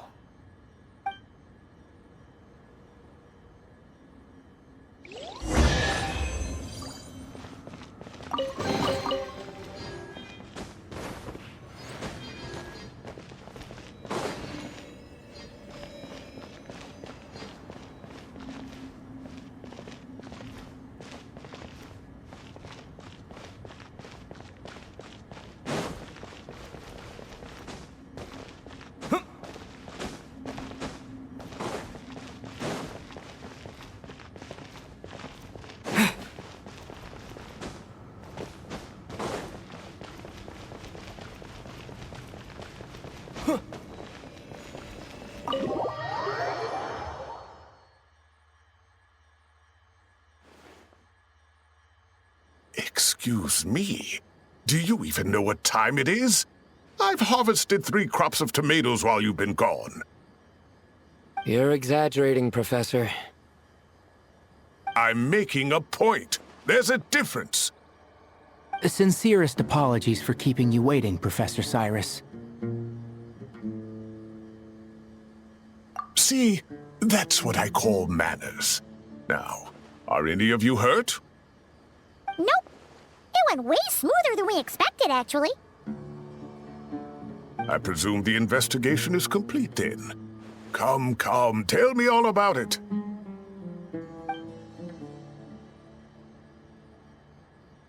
Oh my, did you look out?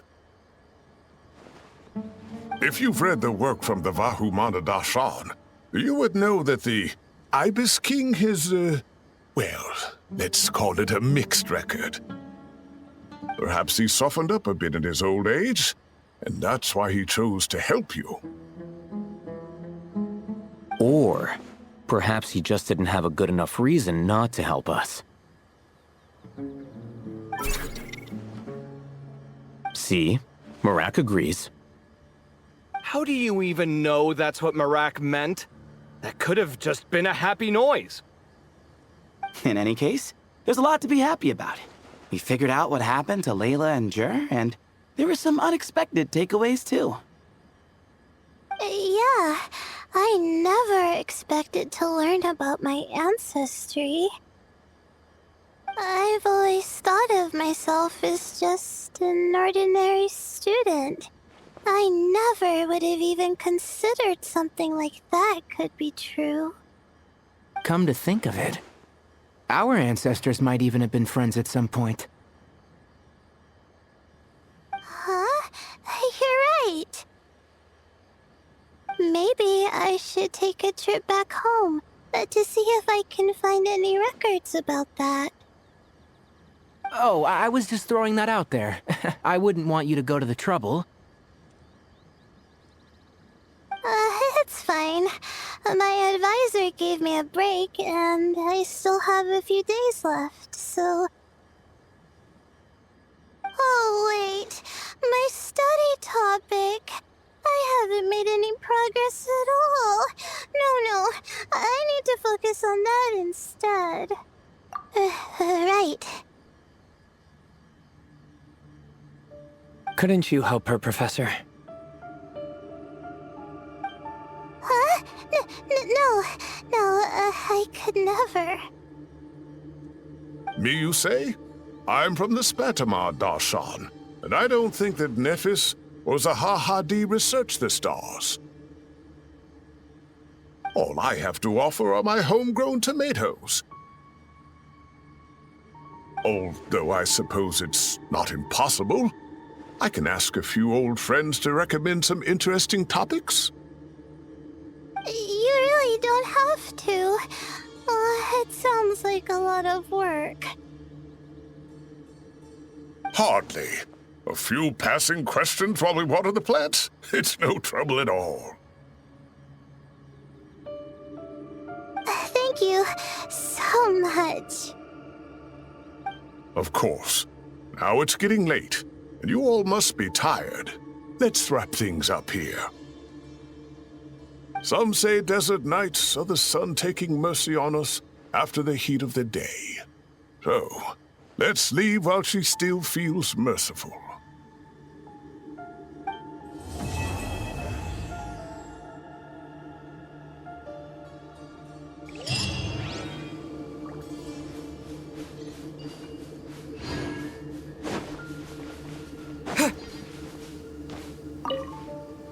You made it back safe and sound.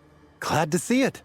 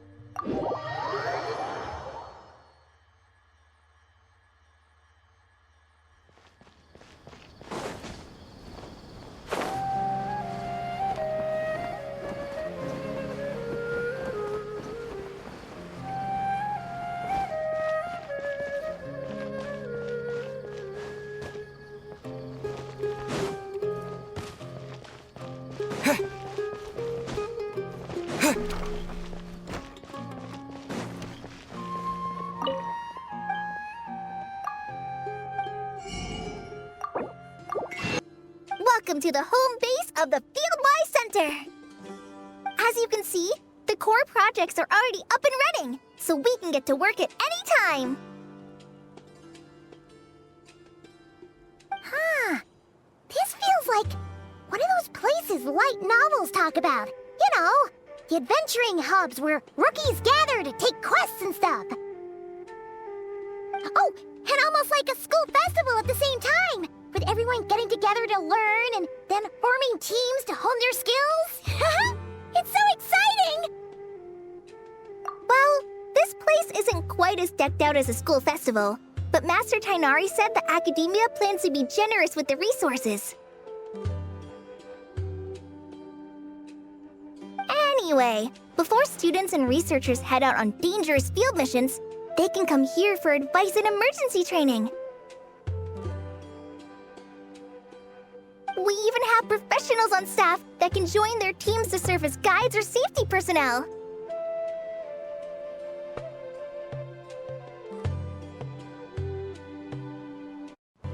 Yeah, you can think of it like a forward operating base, equal parts theoretical training and field practice. We'll familiarize new recruits with potential challenges in the wild and take them through drills so there's no reason to panic during the real thing. Amber, you're here too? Surprised? I know I was. I'm off duty right now, so I was planning to just drop in on Kali for a bit. But I didn't realize how busy she'd be. I'm not the type of person to sit around and watch, so I decided to be her assistant. Sorry, Amber. I didn't mean to put you to work during your time off. Don't worry about it. A little relaxation balanced out with some fulfilling work is a great vacation in my book. Plus, I've learned a whole bunch of stuff too. And I got to see the Traveler in Paimon again. I mean, it just keeps getting better. We should have a giant feast once we're done here. How does that sound? A feast with the first friend we met in Sumeru, and the first friend we met on our whole journey! Oh, that sounds just about as awesome as a giant plate of sticky honey roast! All right, down to business then. Kale and I are in charge of the Scouting Speedsters project.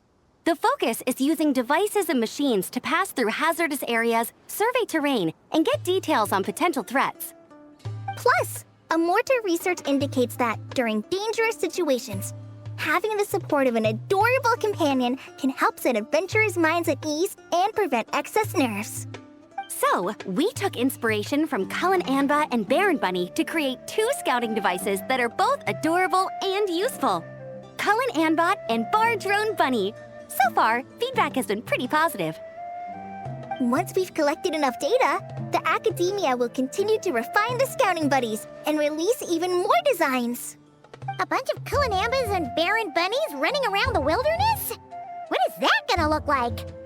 Plus, with you to guide our 2 little scouts, we'll be able to obtain some great data. Once you have a more complete understanding of the Fieldwise Center, you should come test them out. Now come with me. I'll introduce you to the other consultants. Oh yeah! The lady with the greenish-blue hair also has a super adorable device over there. But it does something completely different than our scouting buddies. I'm looking forward to seeing it in action. Oh, hey! Another familiar face! Come on, let's go say hi!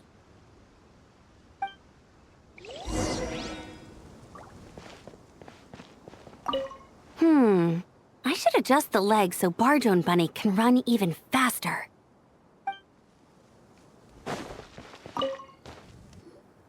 It's really that popular.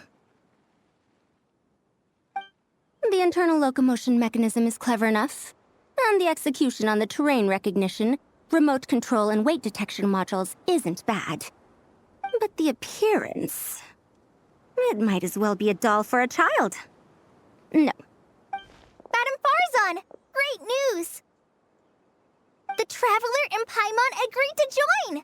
The Fieldwise Center just leveled up big time, huh? Hello, Madame Farzan! We're here to... Well, look who the cat dragged in. Excellent job, Kale. Snagging 2 top experts with undeniable adventuring expertise. Now the League won't be able to say a word, no matter what kind of feedback I give. Now tell me, what do you think of this puzzle, pal? Whoa! It looks just like you! It's a collaboration between my juniors in the Haravatat Darshan, the Puzzlers League, and the Synopsium on ruin mechanisms. Clearly, the technological aspect is quite advanced. But the appearance... it couldn't be more childish. You should have seen Anise, defending this design choice with more passion than her thesis. Young people these days. Far too obsessed with making things cute. Huh. Paimon kinda likes it. Kali and Amber were just saying how cute companions can help adventurers stay calm. With a doll that looks like you by her side, Paimon thinks she could go adventuring in a super dark ruin and not even get scared. Well, that line of thinking does have merit. And I suppose choosing this particular appearance is a sign of their respect. For me. Still, there are adventurers who place greater emphasis on reliability and technical composition.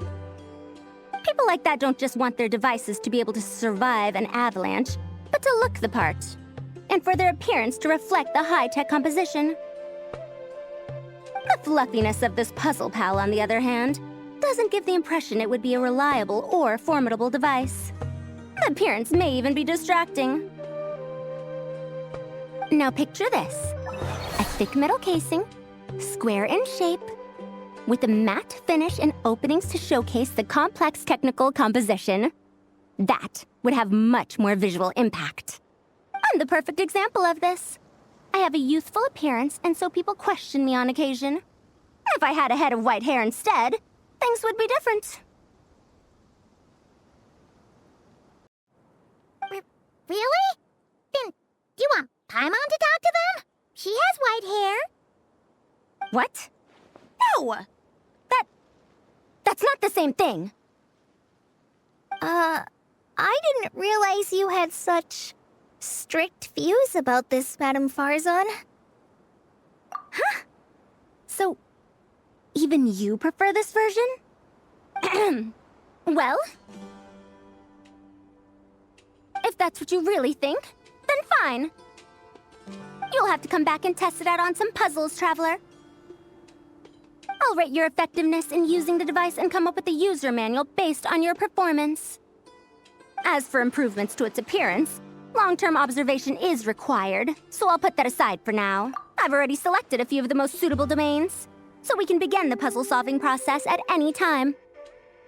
Thanks, Madam Farazan. I'm just gonna take the Traveler and Paimon to see the final project. But don't worry, Kale. You're the one in charge here. Just make sure to pace yourself. Once things calm down, come over to see me and we'll have a nice chat. I'll even treat you to some snacks from back in my day. Snacks! Paimon's in! Paimon's in! Thank you, Madam Farazan. I'll bring a few boxes of floral tea as well. Go on now. Do me proud.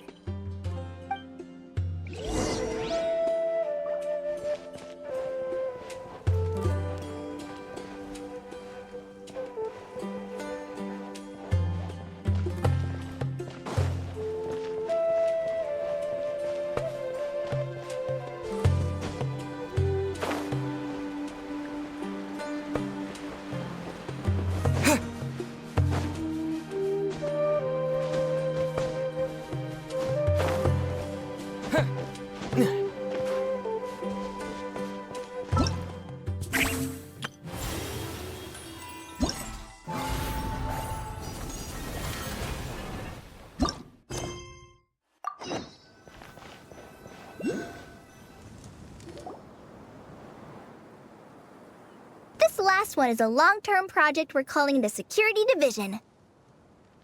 Thanks to General Mahamatra Sino, we've been able to bring Dia on as the instructor and Candace as the coordinator.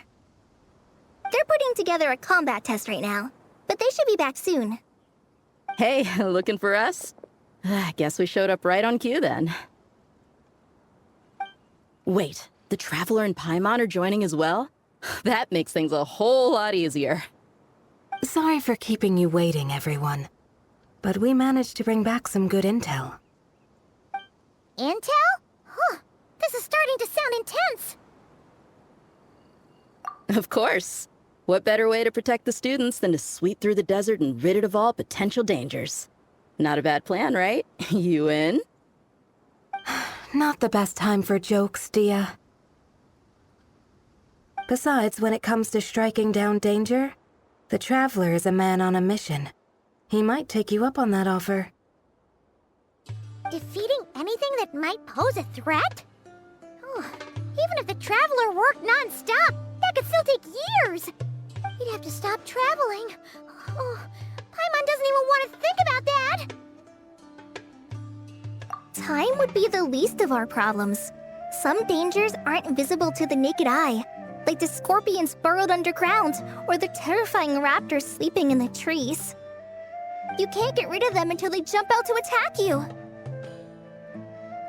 For situations like these, we'd have to combine Madame Farazan's recommendations with Amber's approach to scouting, calculating our chances of encountering enemies and our expected operation times. Whoa, whoa, whoa, pencils down, everyone. That was just a joke. The Security Division's goal is a lot simpler, actually. We're just here to ensure that fieldwork teams include trained combat personnel.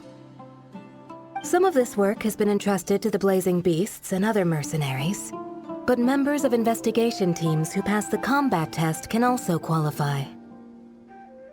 Before an investigation team is allowed to head into a dangerous area, the group must include at least 2 professionals who have passed the assessment. And Dia and I were just out collecting intel on the best place to hold the test. We found a domain filled with monsters and bandits of all levels.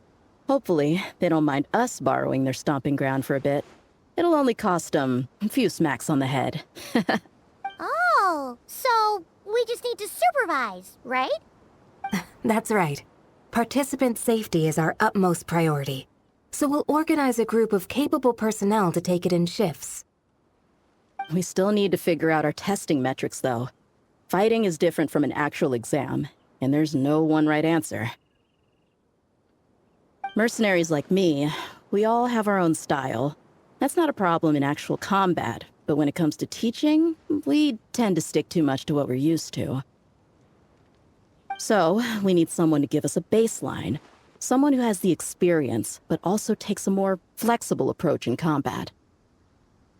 Yeah, based on what you just described, the Traveler seems like the perfect person for the job. Great. Working with you is always a pleasure, Traveler. Smooth as butter on a steak. Don't forget about compensation for the Traveler in Paimon, Dia. You agreed without doing the math first. Ah, it's fine. We'll just split the funds Kale wrangled for us, 20-80. 10 for me, 10 for you, 80 for the two of them.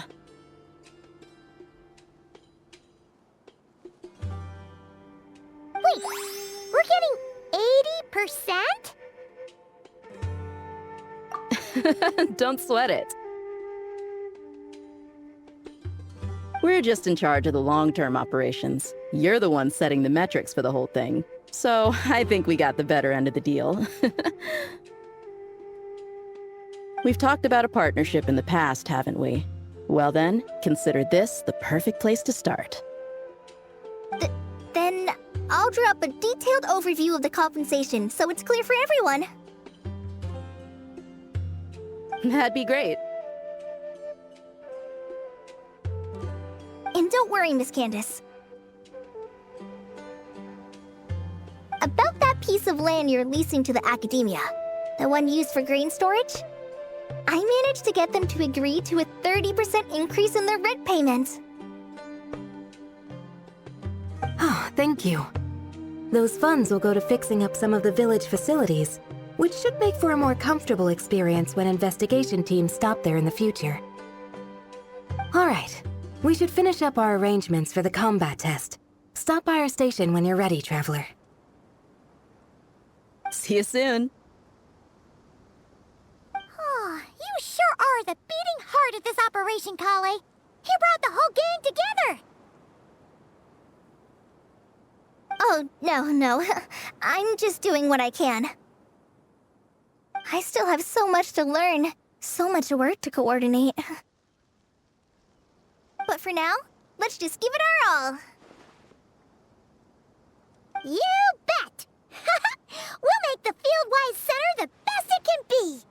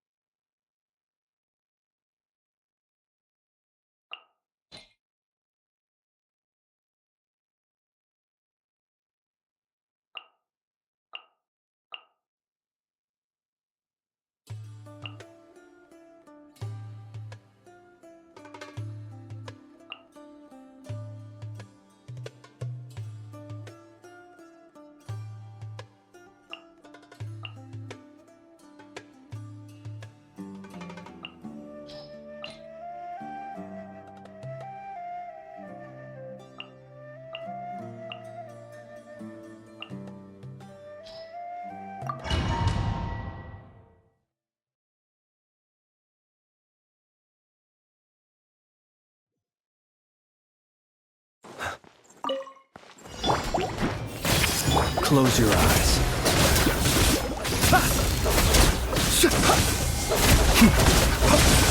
The long sleep beckons. Be silent. To dust. Our bond is strong! Observe.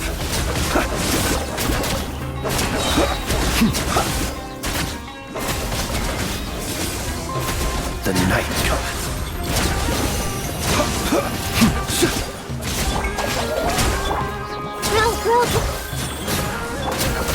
Close your eyes. Be silent. To dust. Beware the creatures of the night. Let's leave her alone.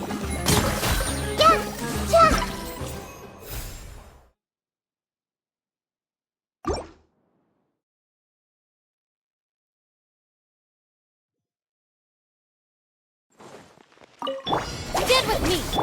Committed to memory. Yeah.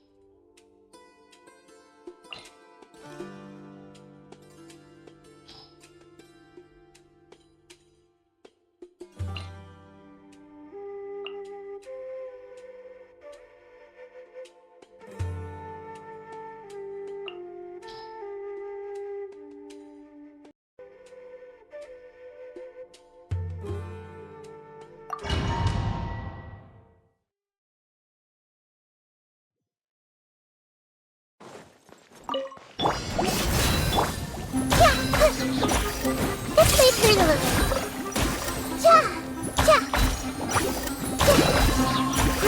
Roll.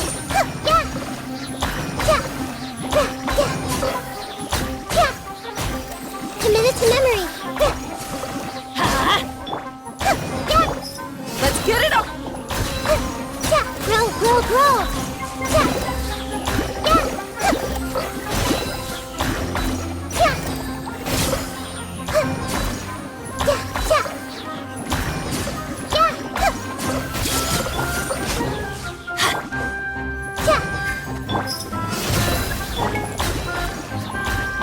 Committed to memory.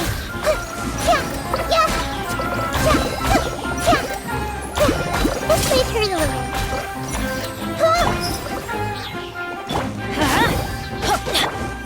Committed to memory.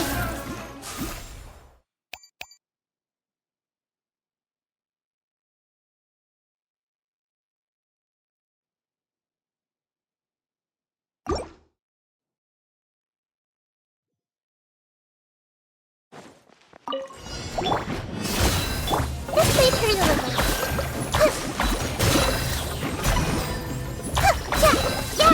Committed to memory.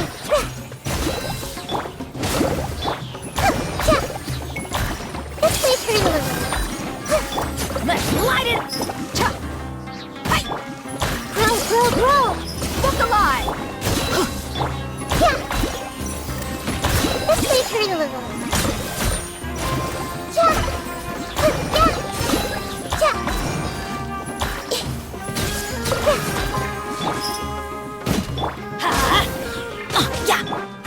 Committed to memory. Buckle up! This may turn a little.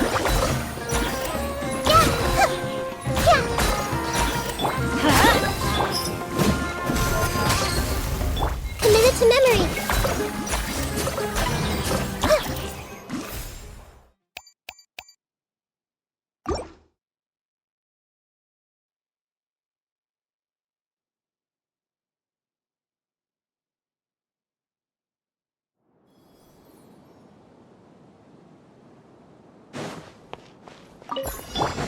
Time for takeoff.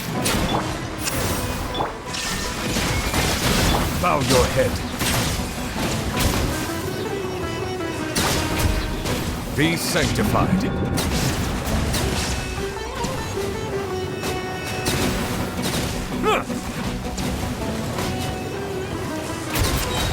Silence!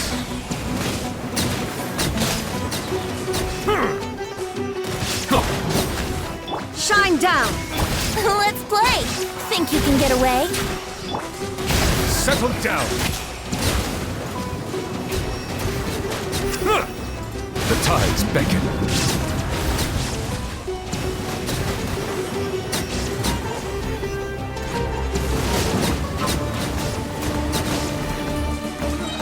Silence!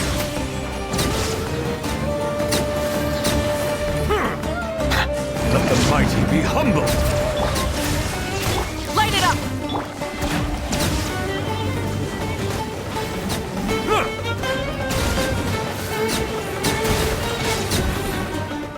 Settle down! The tides beckon.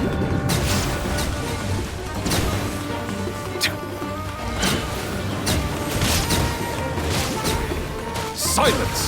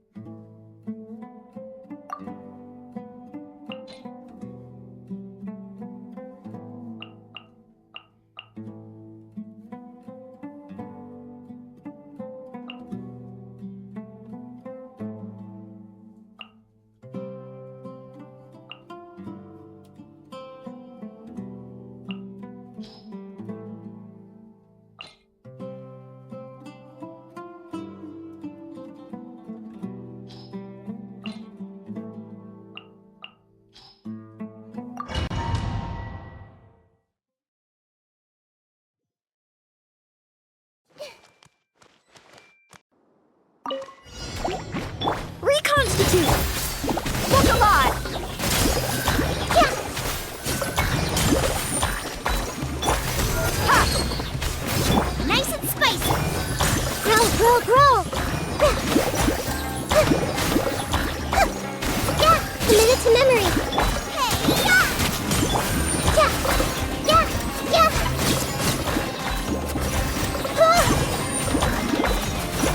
Yeah! Growl, growl, growl! Buckle up! Boba, get them! Neutralize! Yeah! This way through the river! Yeah! Yeah! Growl, growl, growl! You're toast! Yeah! This way through the river! Yeah! Yeah! Yeah! Yeah! Growl, growl, growl!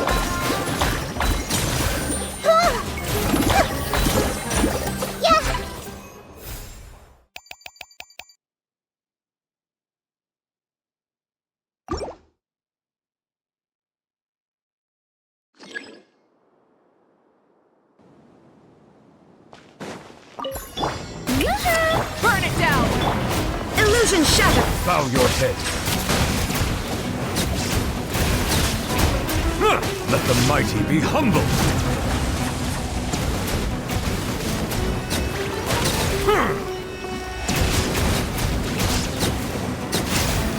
Settle down.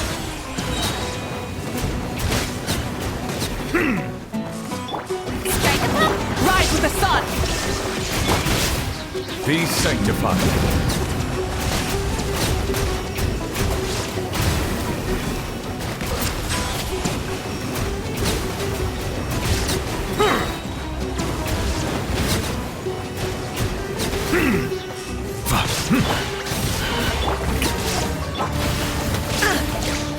Silence!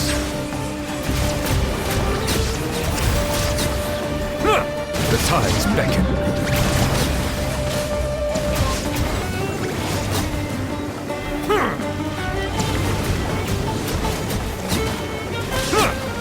Settle down!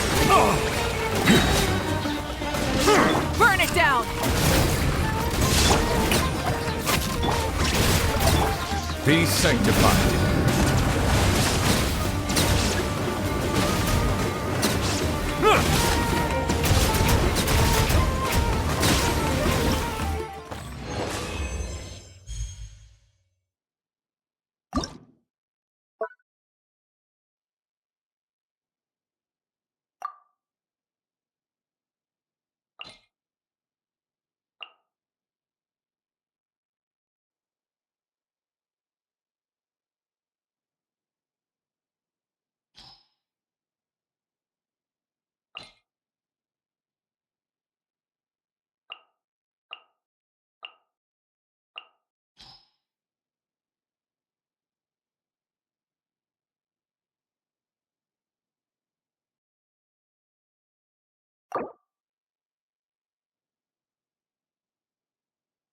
Coming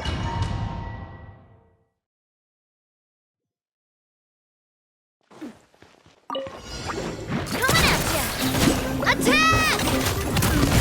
That's the way! Ah! Watch out! Hiya! Hey there! Hiya! Ha! Attack! That's the way! Coming at ya! Hiya!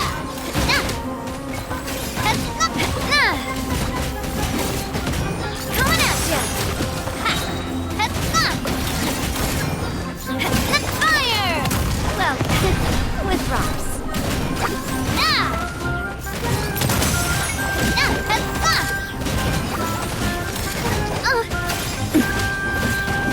Coming at ya!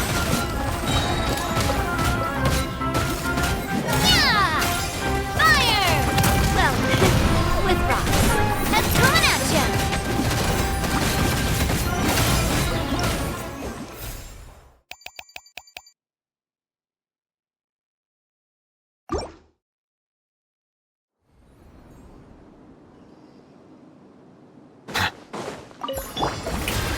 There is no escape!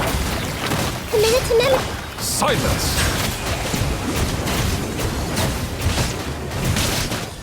Let the mighty be humbled!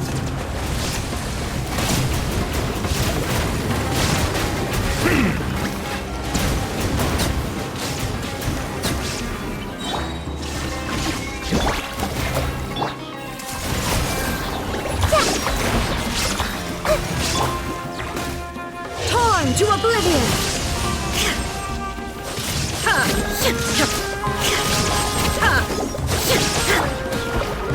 I see everything. Illusion shattered!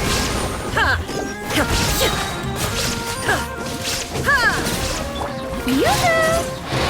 Bow your head. The tides beckon.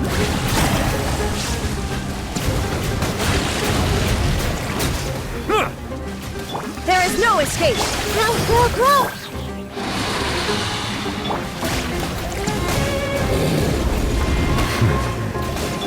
Minute to minute. Silence!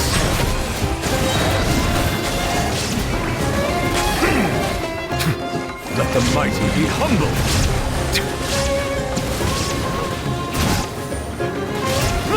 Settle down!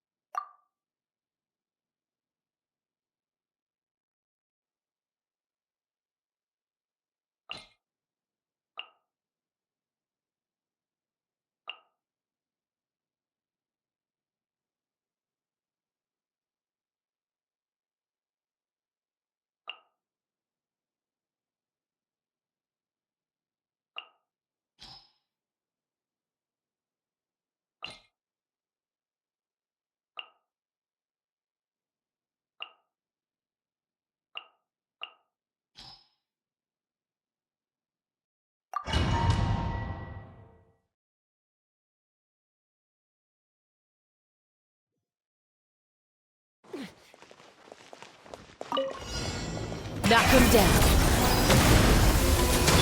Oz, reveal Rise. Let's fly. Locked on. Locked on.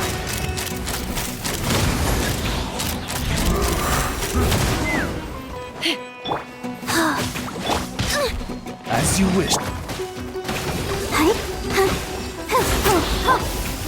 Take me up. Locked on. Open fire.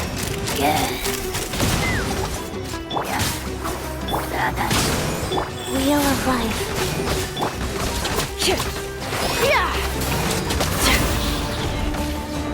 Hold on to your hats. Let's fly. Bullseye.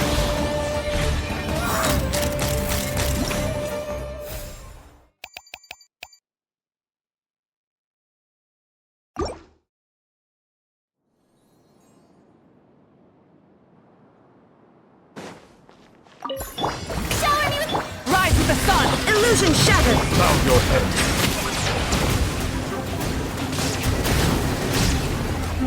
The tides beckon. Time to shine!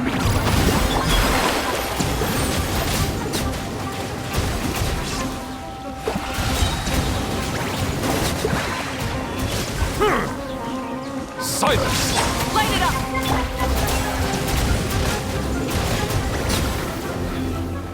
Be sanctified. There is no escape!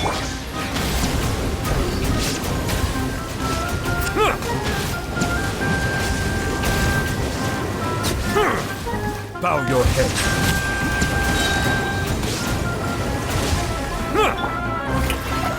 Let my name echo in song! Light of the blazing sun!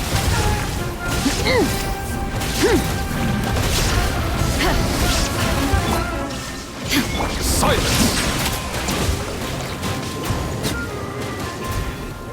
The tides beckon.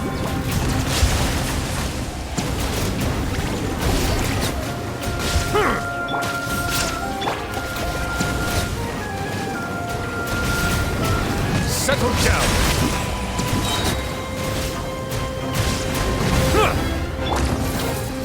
Pyroclastic surge!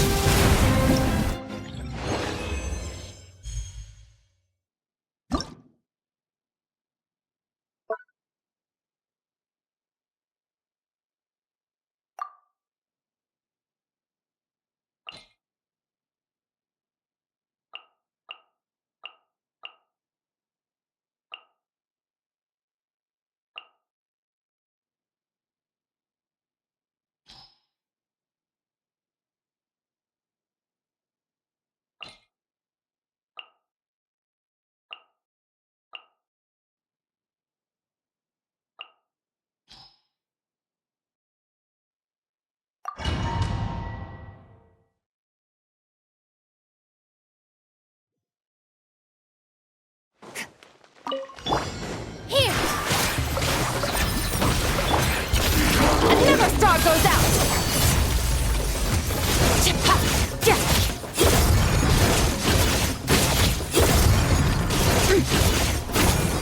Rise. Hold the line!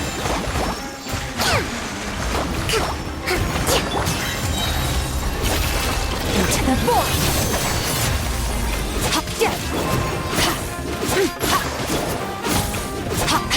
Positions! Annihilate!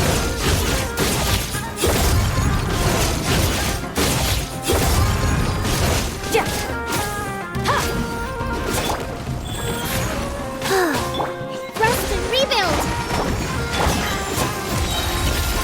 Paradigm shift!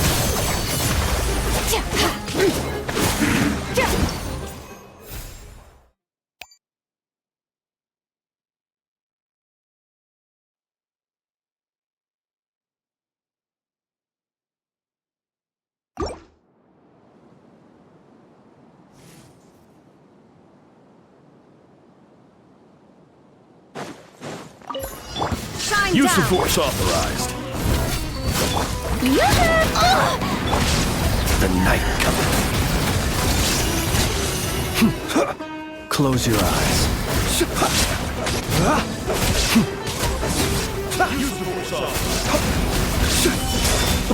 Night falls. Light it up! Illusion shut! Let the world collide! Observe.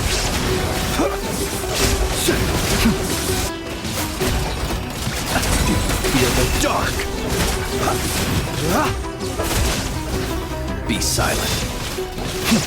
Fear the dark. Observe. Beware the creatures of the night. Light of the blazing sun! Shine down! Strike a pose! Let my name echo in song!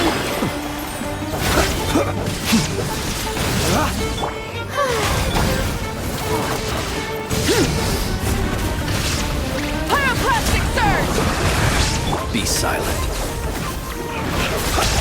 Showing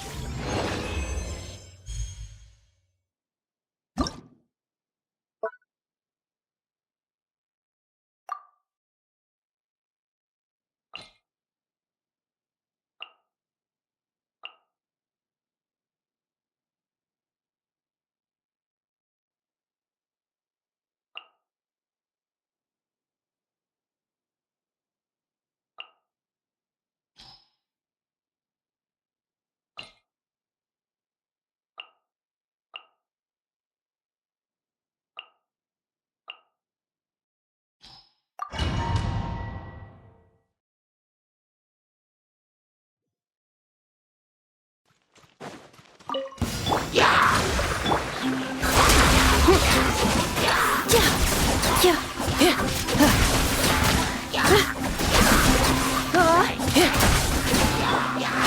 surge!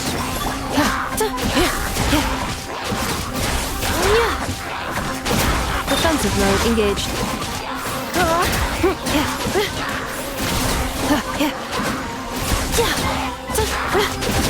Let's move out. Hold the line!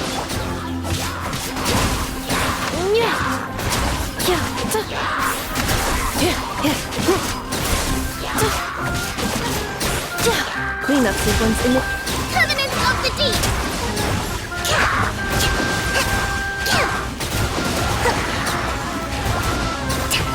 Rest and rebuild!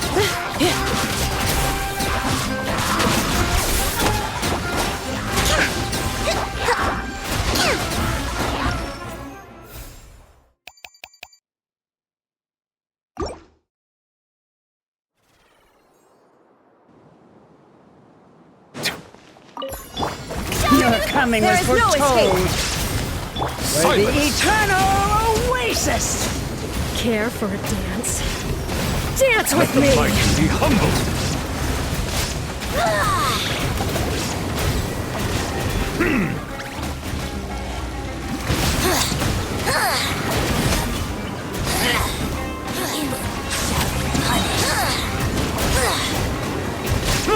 Rise with the sun! Illusion shattered! Yoo-hoo! The tides beckon.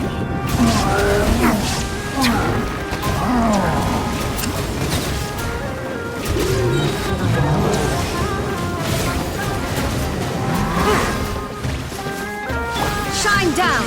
Light it up! Let the world come alive! Wrath from the sky! Your coming Bow was your head. foretold. Care for a dance? Be sanctified.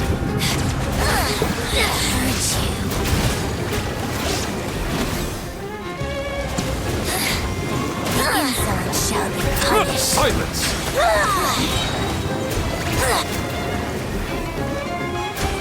Light of the blazing sun! The tides beckon. An oversight on my part.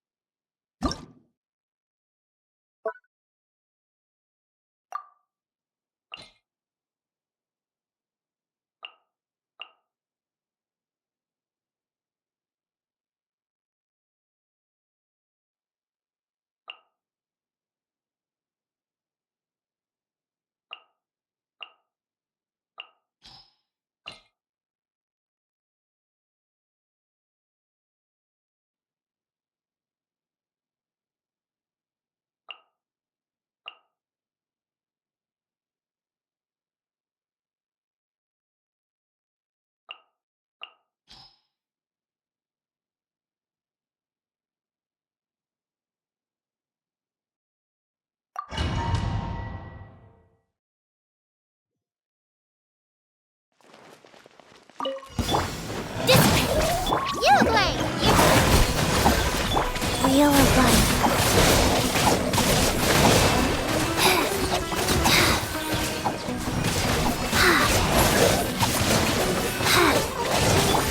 Torrent, bring refuge!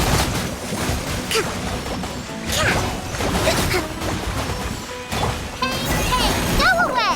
Don't be scared! Stand with me! Allow me! Opening box of Adepti tricks.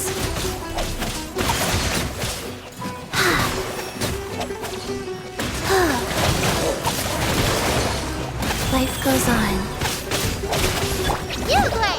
Dissipate!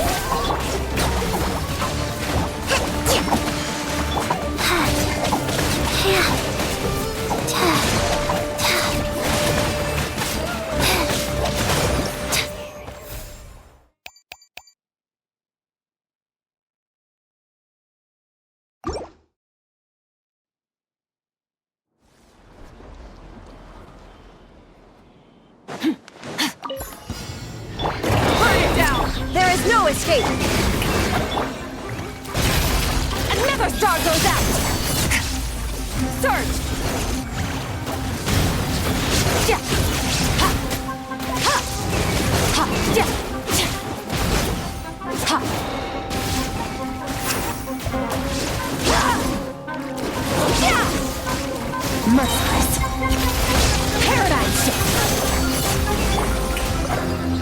my name echo in song!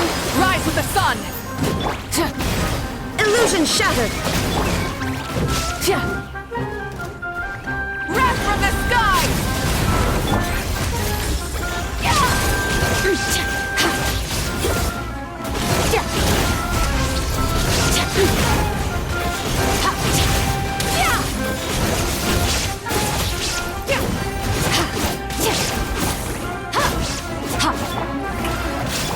Shine down! Pyroclastic surge!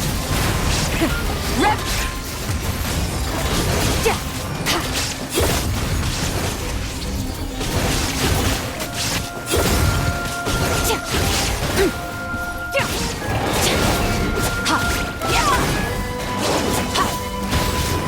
Wrath from the sky!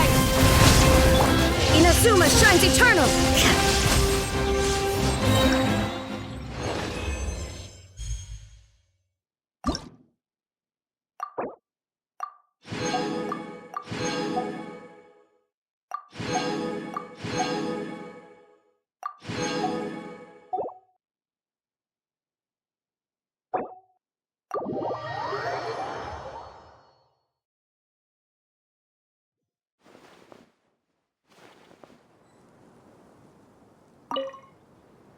Hey, ready to do some quality assurance on our test questions? Wonderful. Just don't forget to pace yourself. Yep, all you gotta do is defeat a certain number within the time limit. But hey, leave some for the trainees, okay?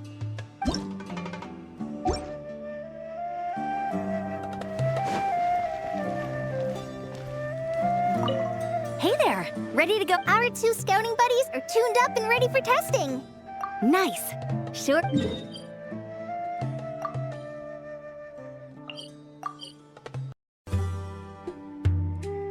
Hey there! Ready to go full speed ahead with Cullen Anbot and Barjone Bunny?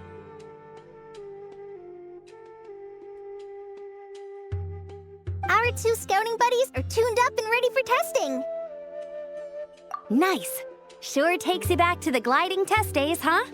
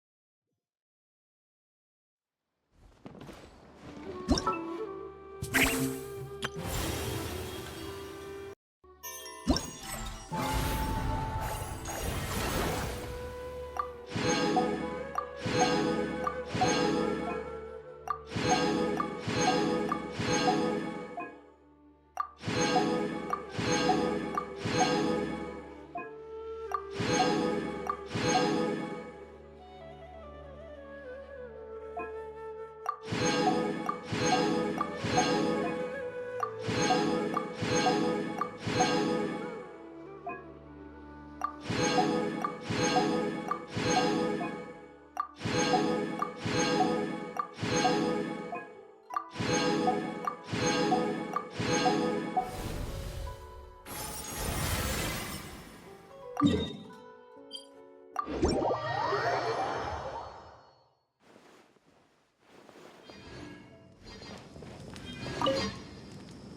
there! Ready to go full speed ahead with Cullen and Bot? Our 2 scouting buddies are tuned up and ready for testing.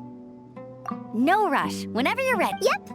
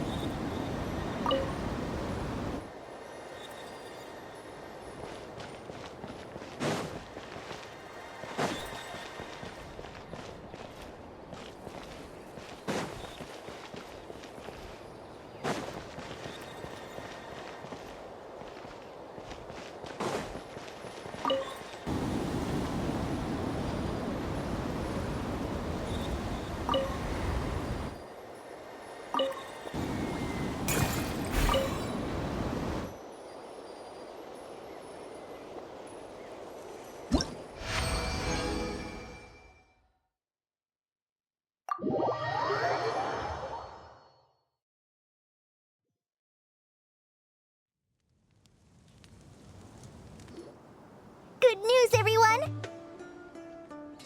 The Fieldwise Center is getting a lot of praise from important scholars all throughout the academia. Soon, they'll send a team of specialists to take over the management of this place based on our recommendations. So, thank you for all the support. Wow! Sounds like your hard work paid off, Kale. And you're overseeing the transition yourself. Well done. The young students today could learn a thing or two from you, Kale. Your confidence, your proactiveness, your leadership. It's admirable.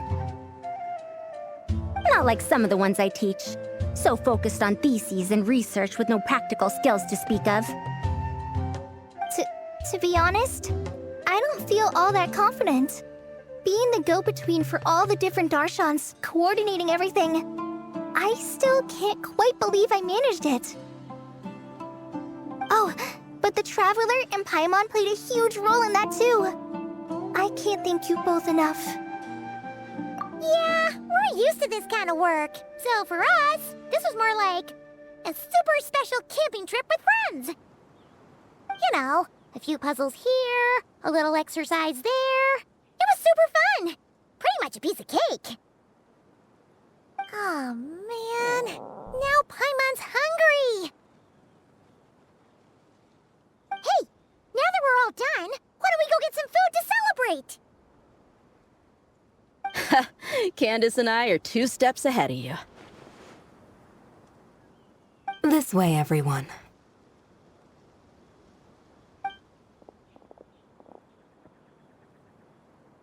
Woohoo!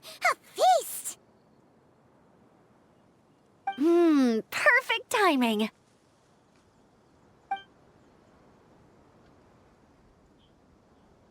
Oh, it's been a while since we've had such a delicious spread of dishes from Sumeru. Paimon feels like she could eat twice as much. No, 3 times as much as normal. Huh, is that a challenge? Careful what you wish for. We have your wallet to think about. It's been a while since I've had food from the desert region. It's nothing like I remember. Now this is the real deal. Everything I've tried before pales in comparison. That means a lot, Madame Farazan. If all the researchers who came to our village were so polite, we would have an occasion to offer feasts like this more often. By the way, you planning on doing any sightseeing, Miss Amber? You came all this way, after all. Oh, for sure. I hear that there's a forest full of gigantic trees northwest of Port Ormos, with trunks bigger than the entire width of the Good Hunter restaurant. I'd love to see it for myself. Oh, and I bet I could climb up and then glide down from the treetops. That sounds so fun. In that case, I'll give you some snacks to take with you. Like a dense cake or some dumplings. The wind's strong up there, so you don't want anything too crumbly. Oh, and you'll need a thicker water skin, so it doesn't break if it drops. Oh, dumplings sound great. So soft and chewy. Great thinking, Kale. As for the desert, I'd love to check out some of the ruins, like that giant one shaped like an hourglass. I'll just observe from a distance, though. Your ruins could be protected sites, so better to not barge in. Besides, there could be someone sleeping in there. I'm glad to hear that, Miss Amber. It's for the best. Your body won't be used to the desert environment, though, so traveling could be tough. You'll need to bring moisturizing ointment and essential oils for the skin. Honestly, though, helping set up the Fieldwise Center was the real highlight of this trip. And thanks to you, Kale, I got to make some new friends, too. So I couldn't be happier. Feel free to drop in on me in Mondstadt anytime. I'll show you the best our city has to offer. Don't mind if I do. I had some dandelion wine while I was in Fontaine, and man, that was the stuff. So sweet and fragrant. Not a single bitter note in there at all. And that was the imported stuff. I bet the taste is even better when it's fresh. I'm looking forward to downing a couple of barrels already. It couldn't hurt to take a break from wine, either. Those children gave you some hennaberry thorn powder, remember? You could make some tea. Come on, Candace. It's just a taste. The barrels aren't even that big. We're talking like 3 to 5 cups per, tops. And don't worry, I'd make sure to bring back souvenirs for everyone. Well, I've heard the Knights of Favonius Library has quite the collection. I wonder if there are tomes that approach engineering from a different angle. Could could be worth perusing. I'm not sure about the exact number, but the library's pretty huge, all right. What kind of books are you interested in, Madame Faruzan? I can write them down and have Lisa get them ready for you. Either way, just leave your Mondstadt travel plans to me. Lisa? Lisa Mincy? Cyrus's prize student who he never stops bragging about? So that's where she's hiding. Ah, this is kind of nice, isn't it? Friends of ours meeting other friends of ours, then becoming friends in their own right. Yeah, maybe we should start introducing our friends to each other. Paimon can think of a few who might get along. Huh, not a bad idea, right? Just imagine all the fun we could have.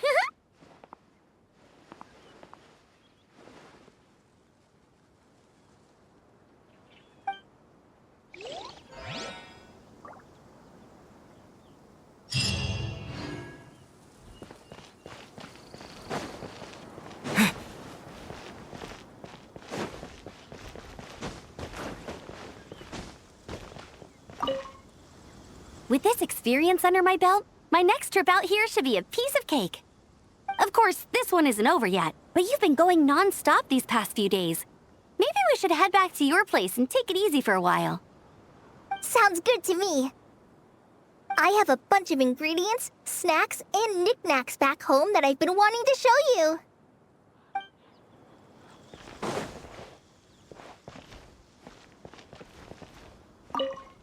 I had a wonderful time. Yes, a wonderful time indeed. Now to write a list of texts to send back with that enthusiastic young girl.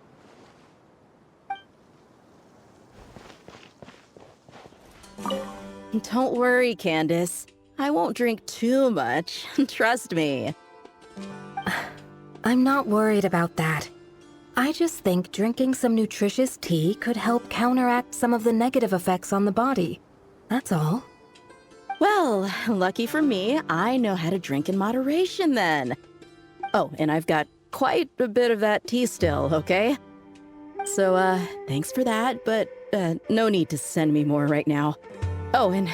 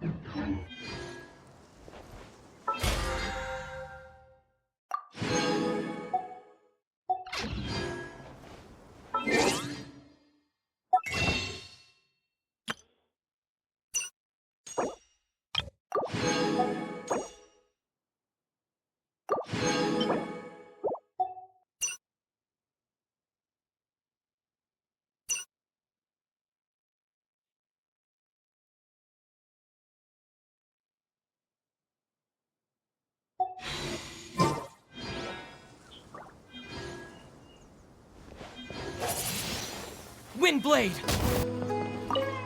You don't make it out to Gandharvaville often, and there wasn't time for visiting earlier. So why don't you stay a few more days? Sure. Got anything fun planned? Not really. We usually just go camping, do a little fishing, have a barbecue, things like that. Oh, and we invite the Traveler along too if he's in town. Nice. I love camping. And a barbecue is a must. Don't get too excited. You might not know this, but Tainari doesn't use seasoning when he grills. Huh? No way. Don't listen to him, Sethos. I prefer a clean taste, but you can put on as much as you like. You could have at least played along. You've changed, Sino. Man, it's a shame Hat Guy hasn't been around lately. Or I'd invite him to join. He's the perfect buffer for your nonsense. I wouldn't mind him tagging along either. It's just a shame he doesn't play cards. Do you want to know why? Absolutely not. Seriously though, where did he go? Has anyone seen him around at all? I heard he's taking care of something in Notcry. Oh, well, I hope it all works out.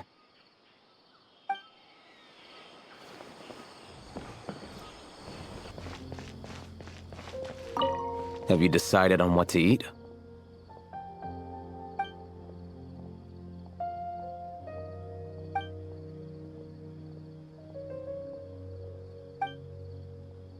Fine. I'll go ahead and order then. Hey! Wait a minute! So, when you do the thing where you pretend not to hear a question if you don't want to answer, it works like a charm! But not when I do it? That's because you have to use it on the right person. Besides, you really think you can use my own tricks against me?